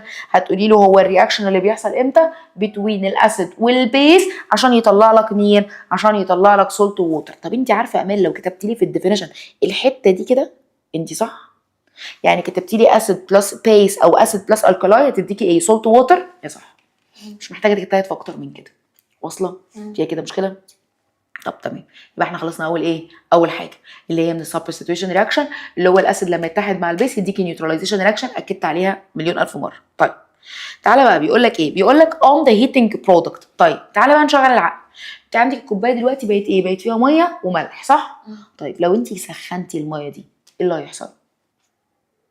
هتتبخر، صح؟ جبت الكوبايه، جبت حله وحطيت فيها ميه وملح وحطيتيها على النار، ايه اللي هيحصل للميه؟ بخر. هيتفضل مين؟ ملح. بس خلص الموضوع. يبقى بيقول لك اون هيتنج لما بتسخني البرودكت بتاعتك، ها the previous reaction قال لك ال H2O بيحصل لها ايه؟ evaporate، يعني تبدا تتبخر. يتفضلك مين؟ التيبل سولت اللي هو مين؟ اللي هو الريمينز. يعني انت يا امال لو مزنوقه في بيتكم عشان مش عارفه تعملي ملح، فتجيبي اسيد وتجيبي بيس وتعمليهم تحطيهم على بعضهم. طب نجيب الاسيد والبيس لما ننزل نجيب الملح اسهل لنا، بس هو فرهضه. فنجيب الاسيد والبيس نحطهم على بعضهم، قلب قلب قلب. دلوقتي بقى ايه؟ بقى ميه وملح. سخني الميه هيتفضل لك ايه؟ ملح. الف سلامه عليا. طيب خلصنا اول رياكشن. معلومه حياتي بقيت احسن بكتير. نكمل الرياكشن بتوين الاسيد والسولت. بلاش غباوه بقى يا امال، هي ستاندرد ثابته صح؟ مش انا لسه قايله لك دلوقتي الاسيد يا اختي اللي هو مين؟ HCl بنعتمده. يبقى اول ما تشوفي الدرس الاولاني جاي بيكلمك على الاسيد تقولوا له ايه؟ HCl هيدروكلوريك اسيد. تمام؟ طيب نيجي نتكلم بقى الهيدروكلوريك اسيد الجميل بتاعنا ده هيرياكتد مع مين؟ فرح قال لك مع الصوديوم بيكربونات. هيرياكتد مع الصوديوم ايه؟ صوديوم كربونات. لا معلش مش البيكربونات، صوديوم ايه؟ صوديوم كربونات. صباح الفل. الصوديوم ايه؟ الصوديوم كربونات. طيب تعالى كده معايا، مين الصوديوم كربونات ده يا ايمو؟ تعالى يا قلبي ايمو، الصوديوم اللي هو Na. طب والكربونات اللي هو ايه؟ CO3. دي جروب يا امان، اسمها اتوميك جروب. تعالى نبالانسد يلا. الفالنسي بتاع الصوديوم كام؟ 1. ليه؟ عشان الصوديوم 11 وزعي 2 8 1، يبقى الاوتر موست انرجي ليفل عنده 1 يبقى هو مونو فالنت عنده 1. الكربونات جروب عامله زي السلفيت جروب مالها داي فالنت فتبقى نوت كام؟ 2. نعمل كروس مالتيبليكيشن يا امال. عملنا كروس مالتيبليكيشن تبقى Na2CO3 يبقى ده هو مين ده؟ ده الصوديوم كربونات. اسمه ايه؟ صوديوم كربونات. فيها كده مشكله؟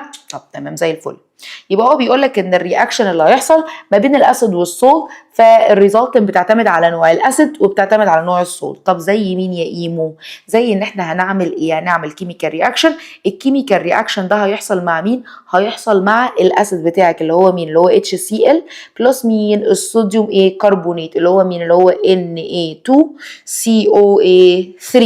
طيب في الحاله الجميله دي يا امال هنعمل ايه؟ هنعمل ايه؟ انا محتاجه بس ايه اكبر شويه فاكتبها من هنا. Na2CO3 بلس ايه؟ HCl. الايكويجن دي مهمه قوي يا بنت امال. ليه؟ اولا هو ال HCl احنا بنستخدمه concentrated ولا diluted؟ يعني ايه diluted؟ لسه قايلها لك اللي هي يعني ايه؟ مخفف، يعني بنخففه بميه بنغشه يعني. فهنا هوت الايه؟ ال HCl diluted طول الوقت معانا. طب تمام زي الفل. كمل. قال لك ايه اللي هيحصل؟ المفروض ان انا هيطلع عندي في الايكويجن الوحيده دي 3 برودكت. 3 يبقى اول ما تلاقي 3 سبيسز يبقى ده معناها ان الاسيد اتحد مع مين؟ مع الصولت. طيب مين اللي هيطلع عندنا؟ مبدئيا يطلع عندنا ال NaCl اللي هو مين؟ الملح. يبقى عندنا NaCl ويطلع معاكي كمان مين؟ ويطلع معاكي ووتر اللي هي مين؟ اللي هي H2O. ونتيجة ان احنا عندنا ايه؟ كربونات فيطلع معانا مين؟ هيطلع معانا كربون دايوكسيد اللي هو CO2 يطلع بره. يبقى احنا هنا اتكون كام مركب بالنسبة لك؟ 3. ايه هو؟ مية وملح وكربون دايوكسيد. شغال العقل. ايه الفرق ما بين الرياكشن ده والرياكشن اللي قبله؟ فانا لما كنت بعمل اسيد مع بيس كان بطلع مية وملح. طب لما بعمل اسيد مع سولت طلع ميه وملح وكربون دايوكسيد. يبقى زاد عندنا مين؟ الكربون دايوكسيد. هي كده مشكله؟ دي بالانسد ايكويجن يا امال ولا نوت بالانسد؟ نوت بالانسد. طب والدليل؟ انا عندي 2 نواه صوديوم صح؟ خرج كام؟ 1 ينفع؟ طيب اوزنيها. توزنيها ازاي؟ هنحط هنا كام؟ هنحط 2. طيب كده اتوزنت الايكويجن بتاعتك ولا لا؟ عدي. انا عندي مين؟ انا عندي الصوديوم اللي هو ايه؟ اللي هو ادي 2 نواه الصوديوم بقى 2. طب انا عندي نواه ال2 دي داخله تضرب في الصوديوم داخله تضرب في الكلورايد. الكلورايد عندك 2. بصي الكلورايد عندك نواه 1. نعمل ايه؟ نزود هنا 2. طب تمام زي الفل. نيجي نكمل. انا عندي 2 اتش خرجت 2 اتش اهي. طب انا عندي 3 ايه؟ 3 اكسجين ادي 1 وادي ايه؟ 2 يبقوا 3. وعندي 1 كربون وعندي 1 كربون. بقت ايه؟ بقت بالانسد. ايه كده مشكله؟ يبقى نكتبها مره تاني. احنا عندنا ايه؟ عندنا ال Na2CO3 اللي هو مين؟ صوديوم كربونات. عرفت ان هي جت ازاي خلاص. بعدها هيرياكتد مع الهيدروكلوريك اسيد فيدينا ايه؟ يدينا 3 مكونات اللي هو مين؟ ميه وملح وكربون دايوكسيد. فيها كده مشكله؟ طيب العب معاكي امال. احنا عندنا 3 انواع من الرياكشن. اسيد مع بيس، اسيد مع سولت، وسولت مع سولت. انا لسه ما اتكلمتش على السولت مع السولت. نلعب بقى هنا مع بعض. اسيد مع بيس واسيد مع سولت. تاني اسيد مع بيس، اسيد مع سولت، اسيد مع بيس، اسيد مع سولت.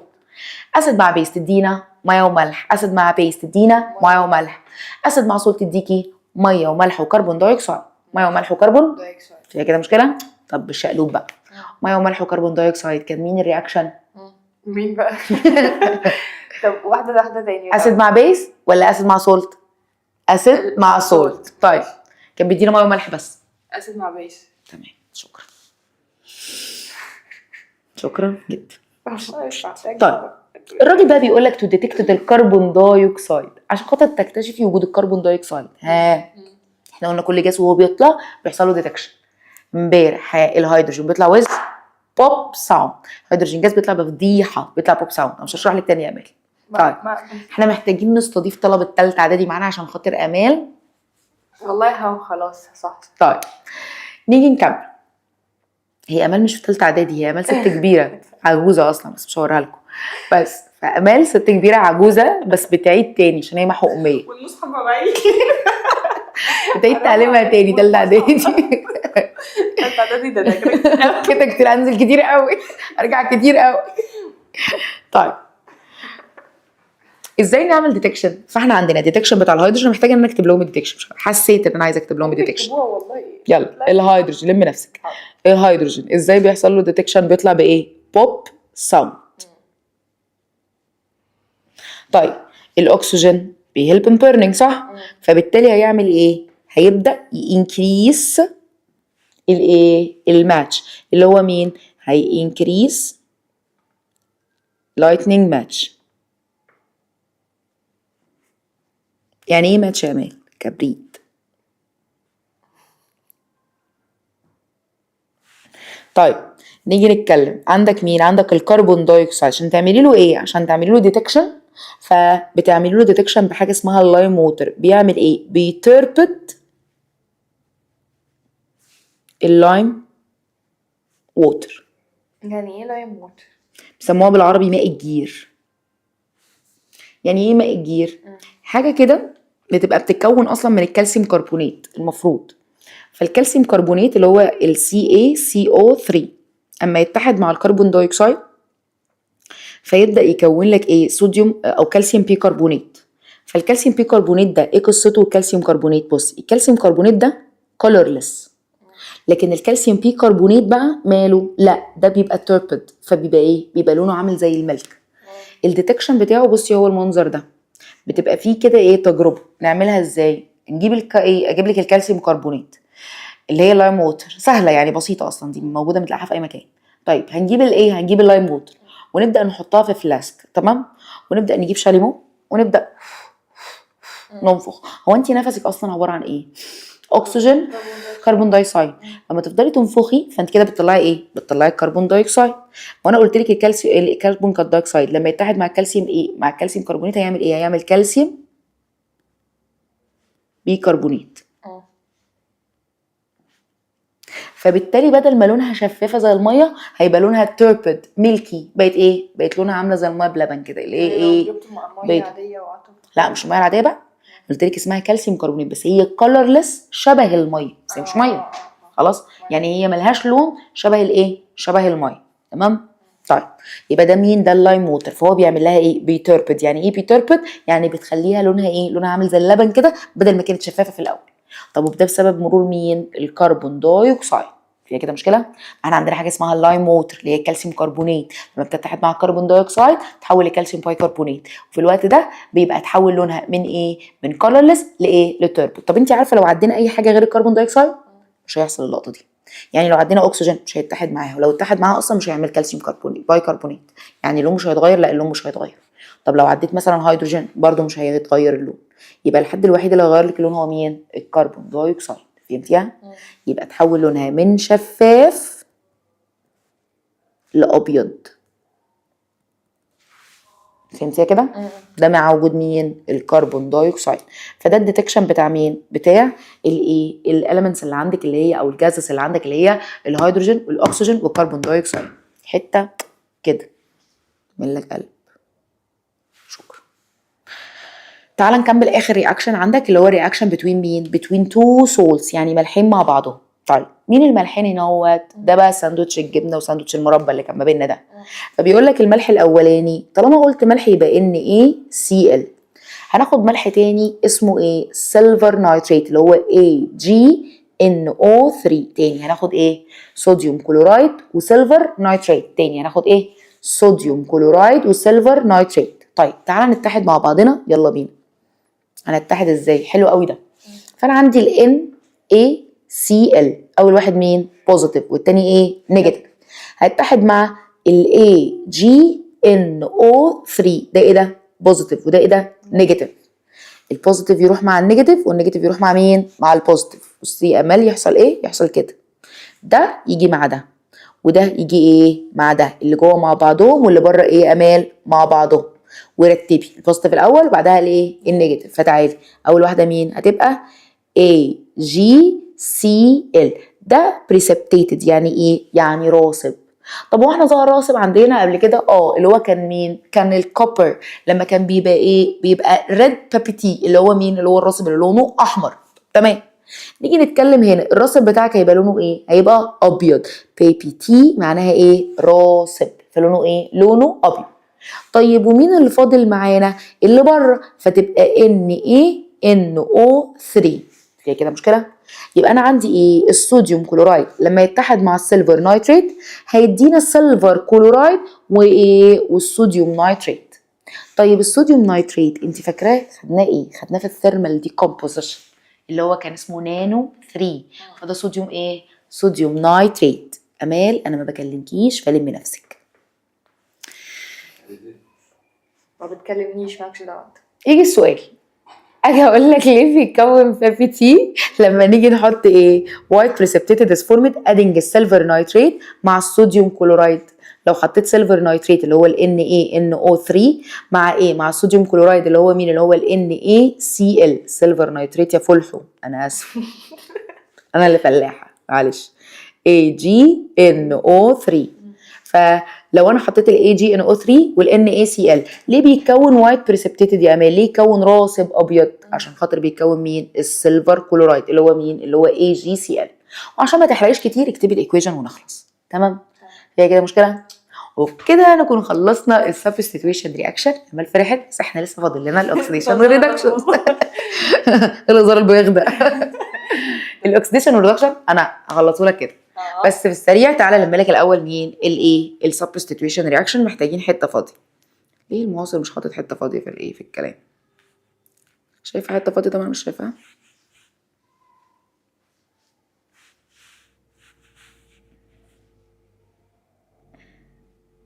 يلا هنسميه ايه؟ هنقول الدبل. نصغر الخط شويه. الدبل substitution reaction. يلا يا حبوب، يلا. عندك كام نوع؟ 3 اللي هم مين؟ اول واحد اسيد مع مين؟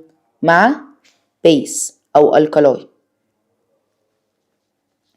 طيب النوع التاني عندك مين؟ اسيد. بشرح لنفسي. ماشي وانا بسمعك اهو. والصوت ما انا شرحت. ده انا بسمع بلخص. هنا اهوت سولت مع سولت. اكتب الايكويشن ونخلص. اكش البعيد يحفظ. يلا اسيد مع الكالاي اللي هو مين؟ HCl. هنا اسيد يبقى ايه؟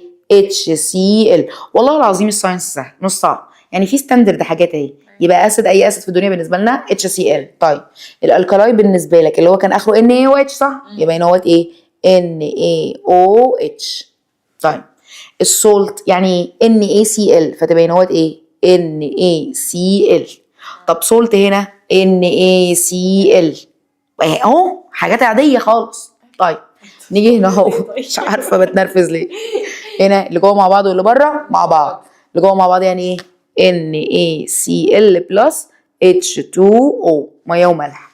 خلصت بقى. اسمه ايه؟ نيوتراليزيشن رياكشن. طب تمام. نيجي نكمل. الاسيد مع مين؟ مع الصوت. ده يكون لك 3 ايه؟ حاجات اللي هو مين؟ هيكون لك ميه وملح وايه؟ وكربون دايوكسيد. بس نحط على السهم هنا اهوت مين؟ دل. طب تمام. نيجي هنا اهوت الملح NaCl. طيب نكمل. بصي بقى الفلح. احنا طلعنا فلاحين. اقفي قدام الكاميرا.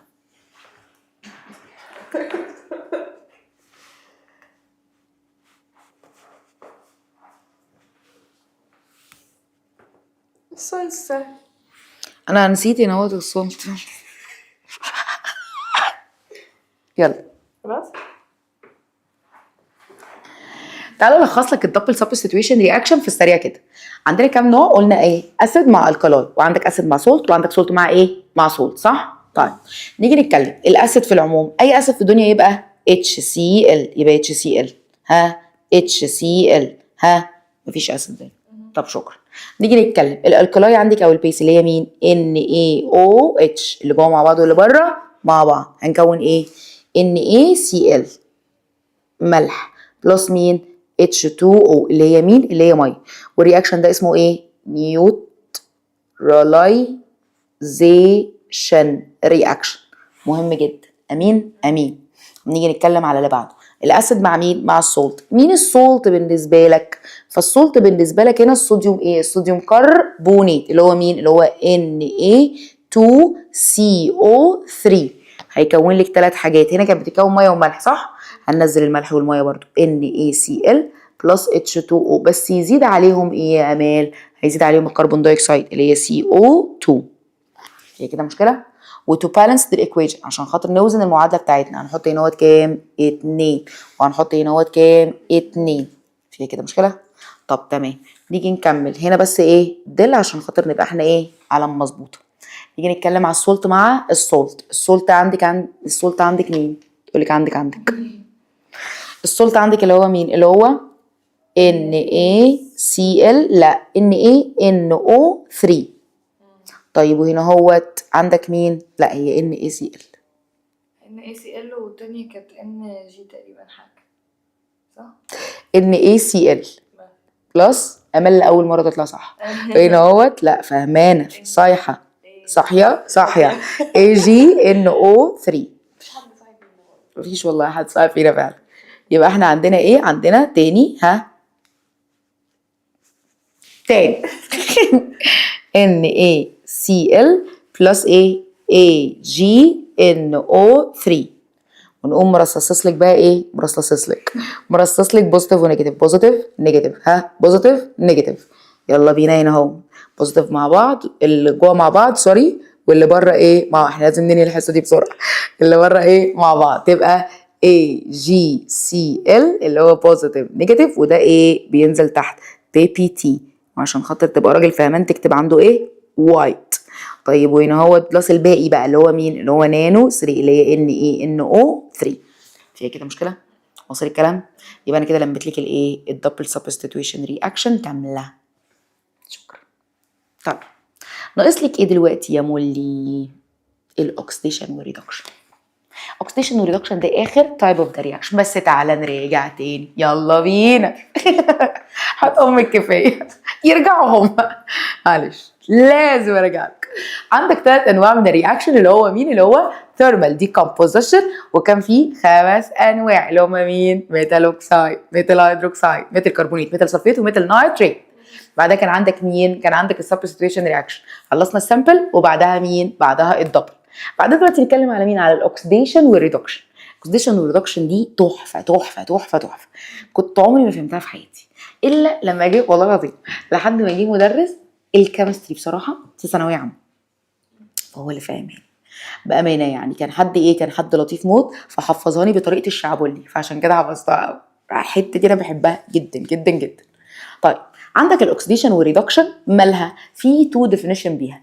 فقال لك الايه؟ التراديشنال كونسبت، وعندك الايه؟ الالكترونيك كونسبت. يعني ايه تراديشنال كونسبت ويعني ايه الكترونيك كونسبت؟ تراديشنال كونسبت مش انا بتكلم اوكسيديشن ولا سايلك اوكسيديشن معناها ايه؟ اوكسايد. طيب وطالما انا بلعب كلمه تراديشنال يبقى انت كده بتلعبي مع مين؟ مع الاكسجين والهيدروجين. امين؟ فوجود الاكسجين يبقى ايه؟ وعدم وجود الاكسجين وجود الهيدروجين يبقى ايه؟ يبقى احنا دلوقتي عندنا اكسجين وعندنا هيدروجين. لو اتوجد الاكسجين من الاخر بالبلدي اوكسيديشن، اكسجين تبقى اوكسيديشن. طيب لو ما بقاش موجود الاكسجين هنسيبه فاضي؟ لا، هنحط بداله ايه؟ هيدروجين. يبقى وجود الاكسجين او عدم وجود الاكسجين يبقى ده كده اوكسيديشن وريدكشن. طيب العكس بقى، لو موجود الهيدروجين تبقى ريدكشن. طيب لو مش موجود الهيدروجين يبقى ايه؟ يبقى اوكسيديشن. خلصت دي كده قصه التراديشن. طيب عندك بقى الالكترونيك، نلعب بقى ايه؟ بوزيتيف اين والنيجاتيف ايه؟ اين. فلو بوزيتيف اين تبقى اوكسيديشن، ولو نيجاتيف اين تبقى ايه؟ ريدكشن. خلص. بس ناقص بقى نقول هو مين اللي بيعمل الاكسيديشن والريدكشن. بنقوم مشقلبين الكلام. فاللي بيعمل اوكسيديشن اسمه ريديوسنج ايجنت او ريديوسنج فاكتور، واللي بيعمل ايه؟ واللي بيعمل ريدكشن اسمه اوكسدايزنج ايجنت او اوكسدايزنج ايه؟ فاكتور. عشان تفهمي القصه دي تعالي اعملها لك في ايه؟ في جدول. نكبر فيه. بص يابا، عندك ايه؟ اوكسيديشن.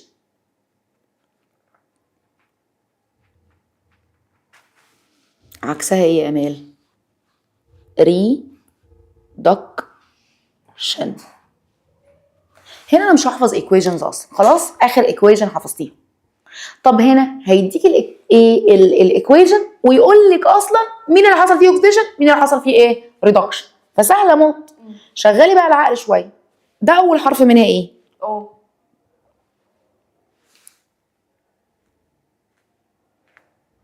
فخمي في الاو بقى. يلا. يبقى مين امتى تحصل الاكسيديشن بروسيس مبدئيا، عشان في فرق ما بين كلمه بروسيس وايجنت. فالاكسيديشن بروسيس تحصل امتى يا جدعان؟ باي انكريس الاكسجين، لما الاكسجين ايه؟ يزيد. طيب. او يحصل ديكريس للهيدروجين، يعني الهيدروجين ايه؟ يقل. طيب. او يحصل ايه؟ يلوس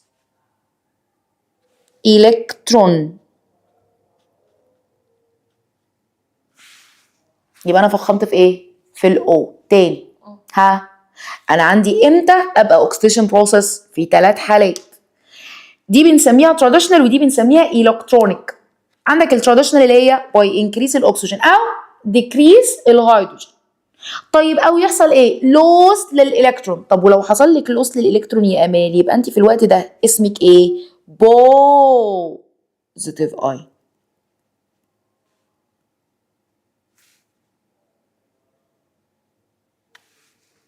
شفتي متفخمه في القوس ازاي؟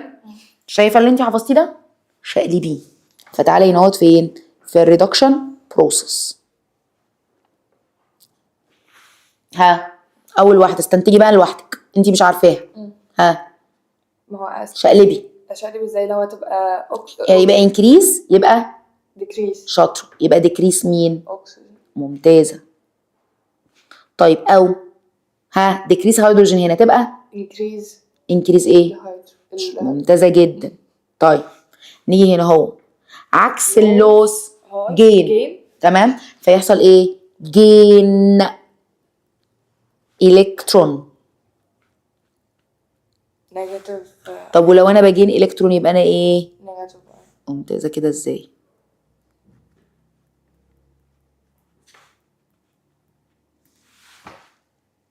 ظبطت؟ بس خلاص كده خلصت. يبقى الاكسيديشن والريدكشن اتلمت في ثانيه. طيب تعالى ازود لك اللقطه دي بحته كمان. يلا يلا عشان نبقى ختامها مسك. يلا. ايه هي؟ بص يا سيدي، مش دي اوكسيديشن ايه؟ بروسيس. يبقى انا عندي الايجنت بتاعها اسمه ايه؟ اسمه reducing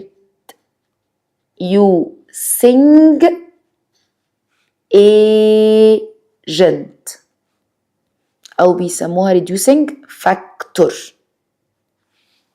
تاني. يبقى انا عندي اللي بيعمل oxidation process يبقى اسمه ايه؟ reducing agent. اللي بيعمل oxidation process اسمه ايه؟ reducing agent. طيب اللي بيعمل reduction process يبقى اسمه ايه؟ oxidizing agent او ايه؟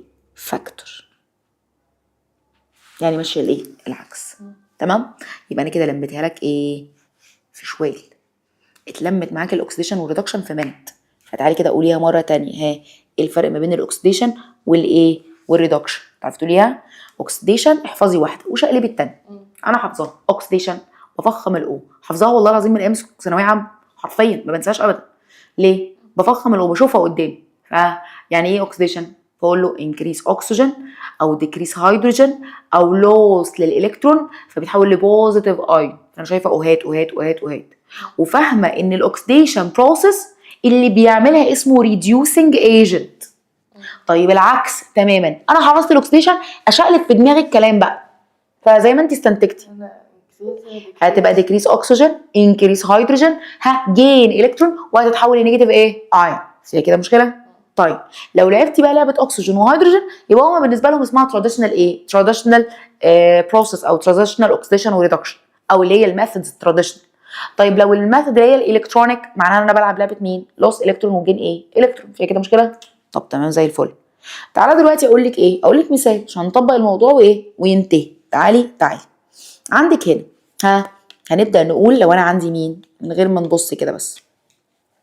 عندك ال H2 نعملها هنا. عندك ال H2 بلس ال CuO.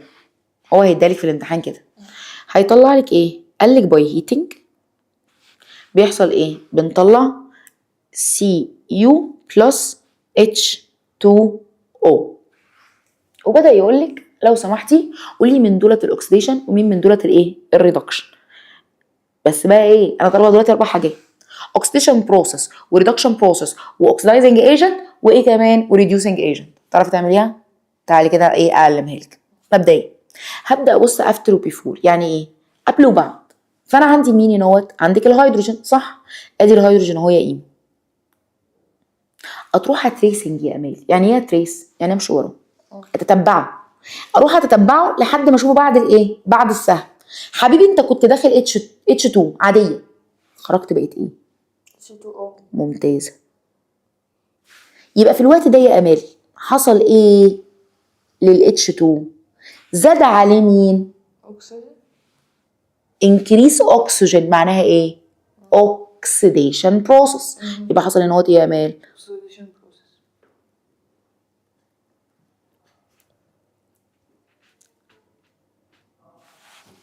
طب بصي الناحيه التانيه فوق يلا. CuO بقى Cu حصل ايه؟ نقص اكسجين. يبقى معناها انها بقت اسمها ايه دي؟ ريدكشن.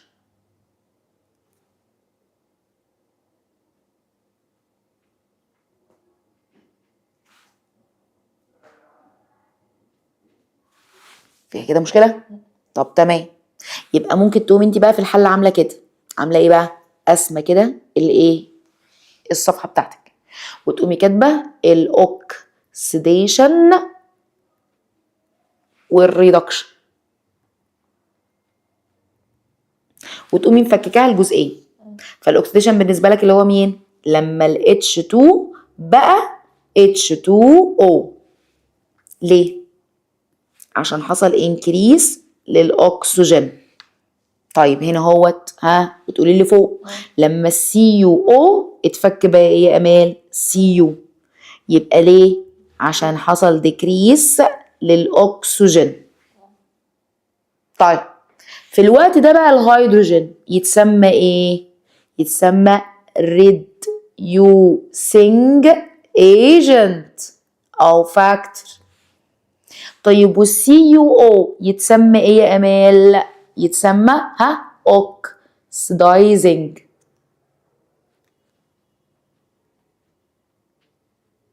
agent او factor. فهمتيها؟ فيها كده مشكله؟ قولي لي شكرا على شطارتي، حلاوتي طعمتي بس. طيب بصي هو فضل بقى يحرق كتير. الديفينيشنز بقى ايه؟ مهمه جدا. فتعالى عندك مين؟ عندك الريديوسنج ايجنت. هنبدأ بكلمة ايه؟ substance. حتة بقى لما تلاقي كلمة substance that takes oxygen and give way الهيدروجين يبقى ده كده اسمه reducing ايه؟ agent. طب لما نيجي نتكلم السبستنس اللي بتدينا اكسجين وبتتيك الهيدروجين تبقى oxidizing ايه؟ oxidizing agent. طب لما نيجي الاكسديشن بروسيس بتبدا بكيميكال بروسيس بيحصل فيها انكريس للاكسجين او ديكريس لمين؟ للهيدروجين. طب الريدكشن هي كيميكال بروسيس بيحصل فيها ايه؟ ديكريس للاكسجين او انكريس للهيدروجين. ذمتك يا شيخه انت محتاجه تحفظيها؟ ما خلاص اتحفظت بالنسبه لك. يبقى انت بس ايه هتبدا تفرق. لو بدات الجمله بتاعتك بكيميكال بروسيس يبقى اوكسيديشن او ريدكشن، لو بداتها لك بكيميكال سبستنس تبقى ايجنت او ايه او فاكتور. طب تمام شكرا. تعالي ايه نحل دي. يلا reaction of the carbon with the copper oxide to the A to form a copper copper and the carbon dioxide. من الاخر كده عندك ايه في المعادله؟ CuO مع السي ادانا ايه؟ ادانا Cu بلس CO2 صح؟ after before. بصيلي انا عندي CuO بقت ايه يا جدعان؟ بقت Cu. هنا حصل ايه؟ decrease للاكسجين، يبقى دي مين؟ دي reduction. طيب هنا السي بقت CO2 يبقى زادت اكسجين، يبقى اوكسيديشن. هو بيقول لك مين الاوكسدايزنج ايجنت؟ اوكسدايزنج ايجنت يعني اللي عمل الريدكشن. مين اللي عمل الريدكشن عندنا؟ CuO. طيب ده ريديوسنج ايجنت اللي معناه ان عمل الاكسديشن بروسيس. طب مين اللي عمل الاكسديشن بروسيس بالنسبه لنا؟ الكربون. خلصت. طيب تعالي نجرب بتاعه الالكترونز بقى، ناخد اكزامبل على الالكترون. فهو بيقول لك ايه الاكزامبل عندنا بتاع الالكترونز؟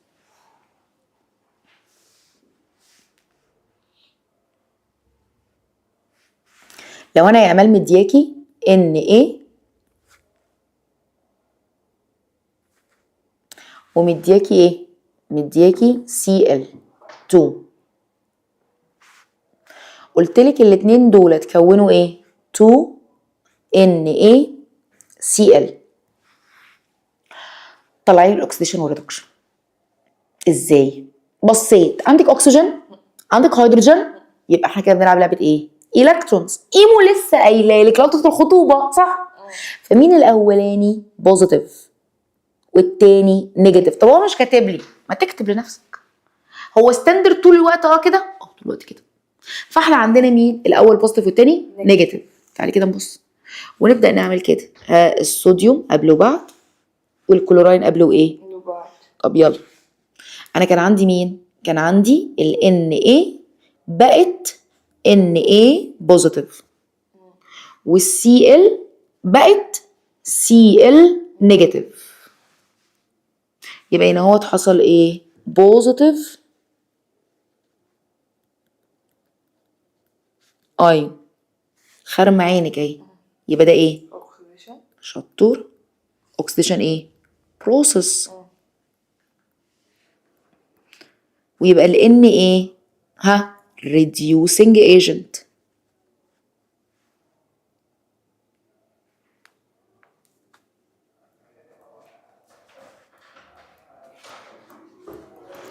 طب العكس هنا بقت ايه؟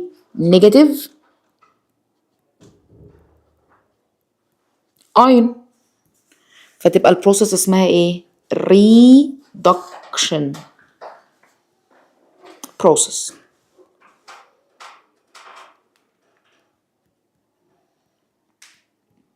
او بتبقى اسمها ايه؟ oxidizing agent. شليت تقريبا. وصل كده الكلام؟ طب تمام زي الفل. جه وقال لك 2 definitions تانيين، مش محتاجين نحفظهم. لو قلت السبستانس بيحصل فيها لوس تبقى reducing agent.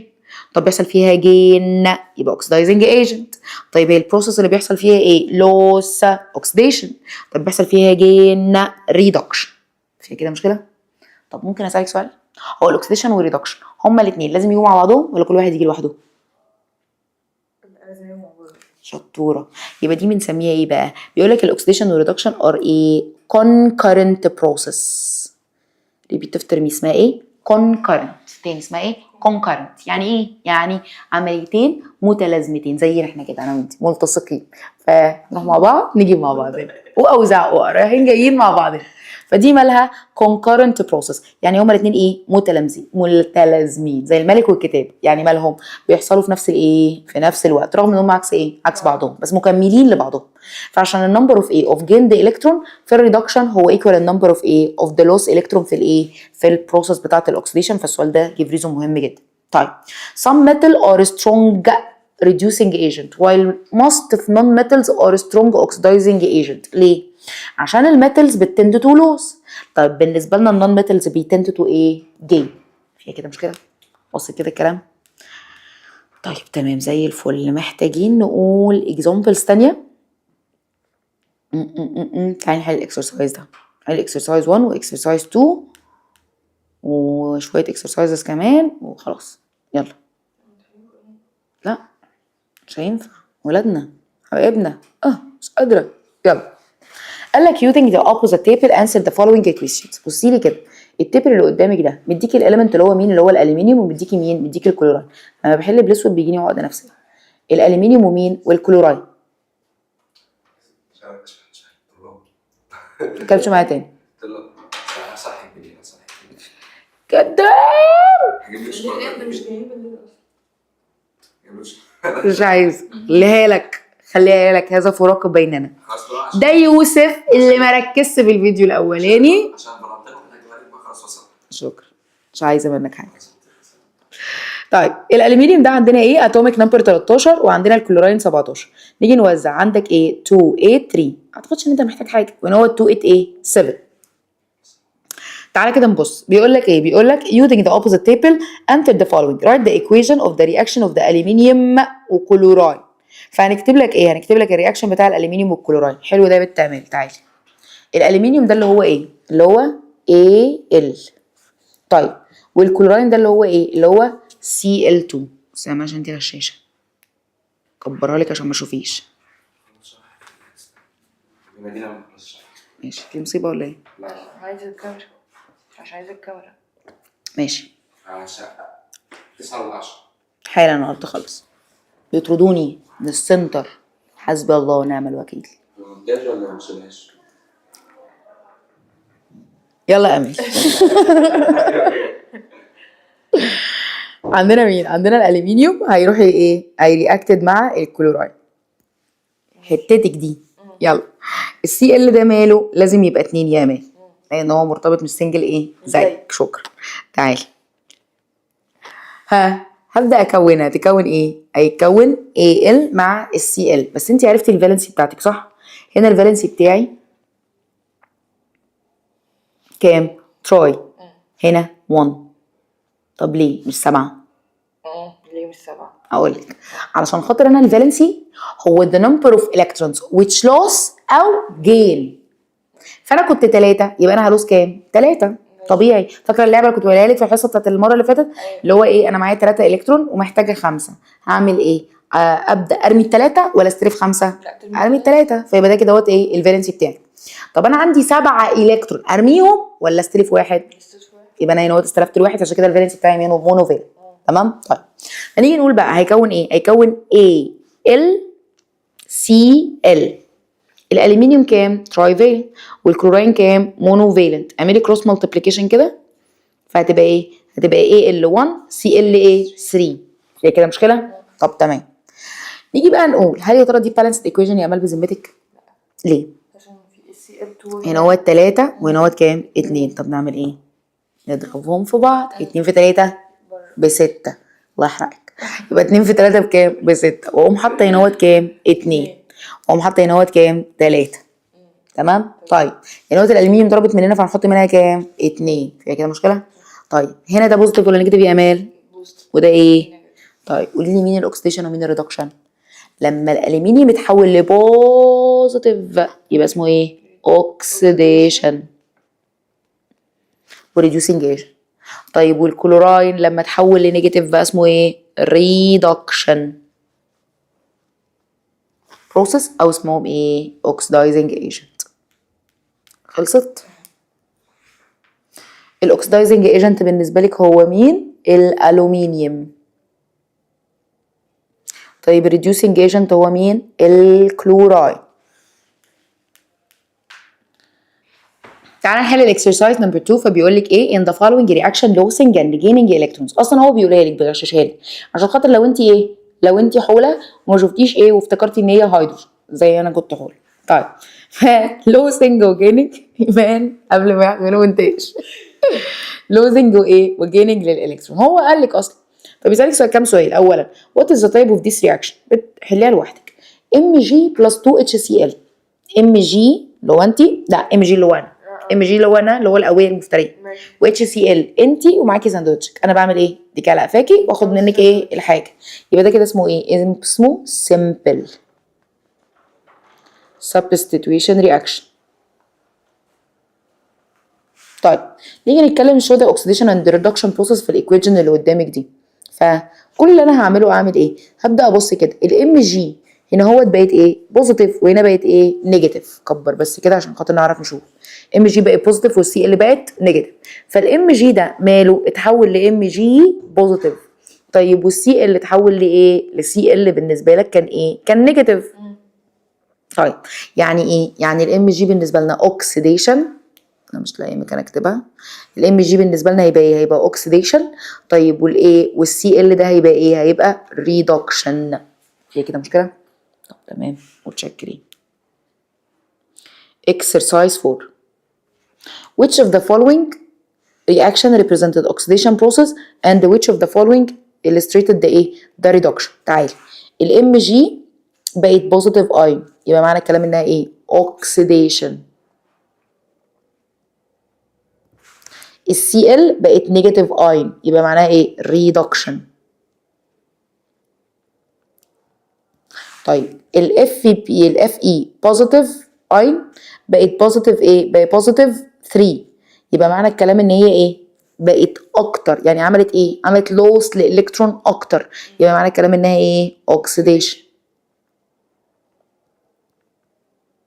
طيب هنا كانت نيجاتيف 2 بقت ايه؟ عملت بلس الكترون، يبقى احنا عندنا في الكترون ايه؟ زاد عليها، فبقت ايه؟ فبقت نيجاتيف 3. يبقى معنى الكلام ان هي ايه؟ بدل ما هي بتلوس ايه؟ بتلوس 2 الكترون، هنا كانت بتلوس كام الكترون؟ بتلوس 3 الكترون. هي غريبه دي، لان هو بيقول لك هنا كانت بتلوس 2 الكترون، هنا بقت بتلوس كام الكترون؟ 3. فانا عندي دلوقتي ايه اللي حصل؟ انا بقيت اوكسيديشن.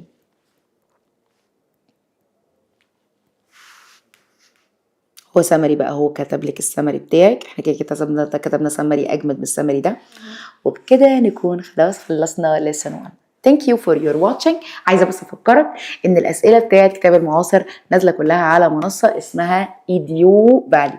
فازاي اسيرش على ايديو فاليو؟ خش على جوجل واكتب ايه؟ ايديو فاليو، او ممكن تبعت لنا على رقمنا 010 11 2 99 44 7. الرقم ده اسالهم كده وقول لهم انا طالب ثالثه اعدادي وعايزه ادخل على المنصه عشان احل الهوم ورك، فهتلاقيه موجود على طول، هيساعدك واحنا موجودين معاك عشان نساعدك. البي دي اف ده هيبقى نازل، وبي دي اف الاسئله، وكمان السيشن 1 بيبر افكرك انها تبقى موجوده على جروب التليجرام. ثانك يو.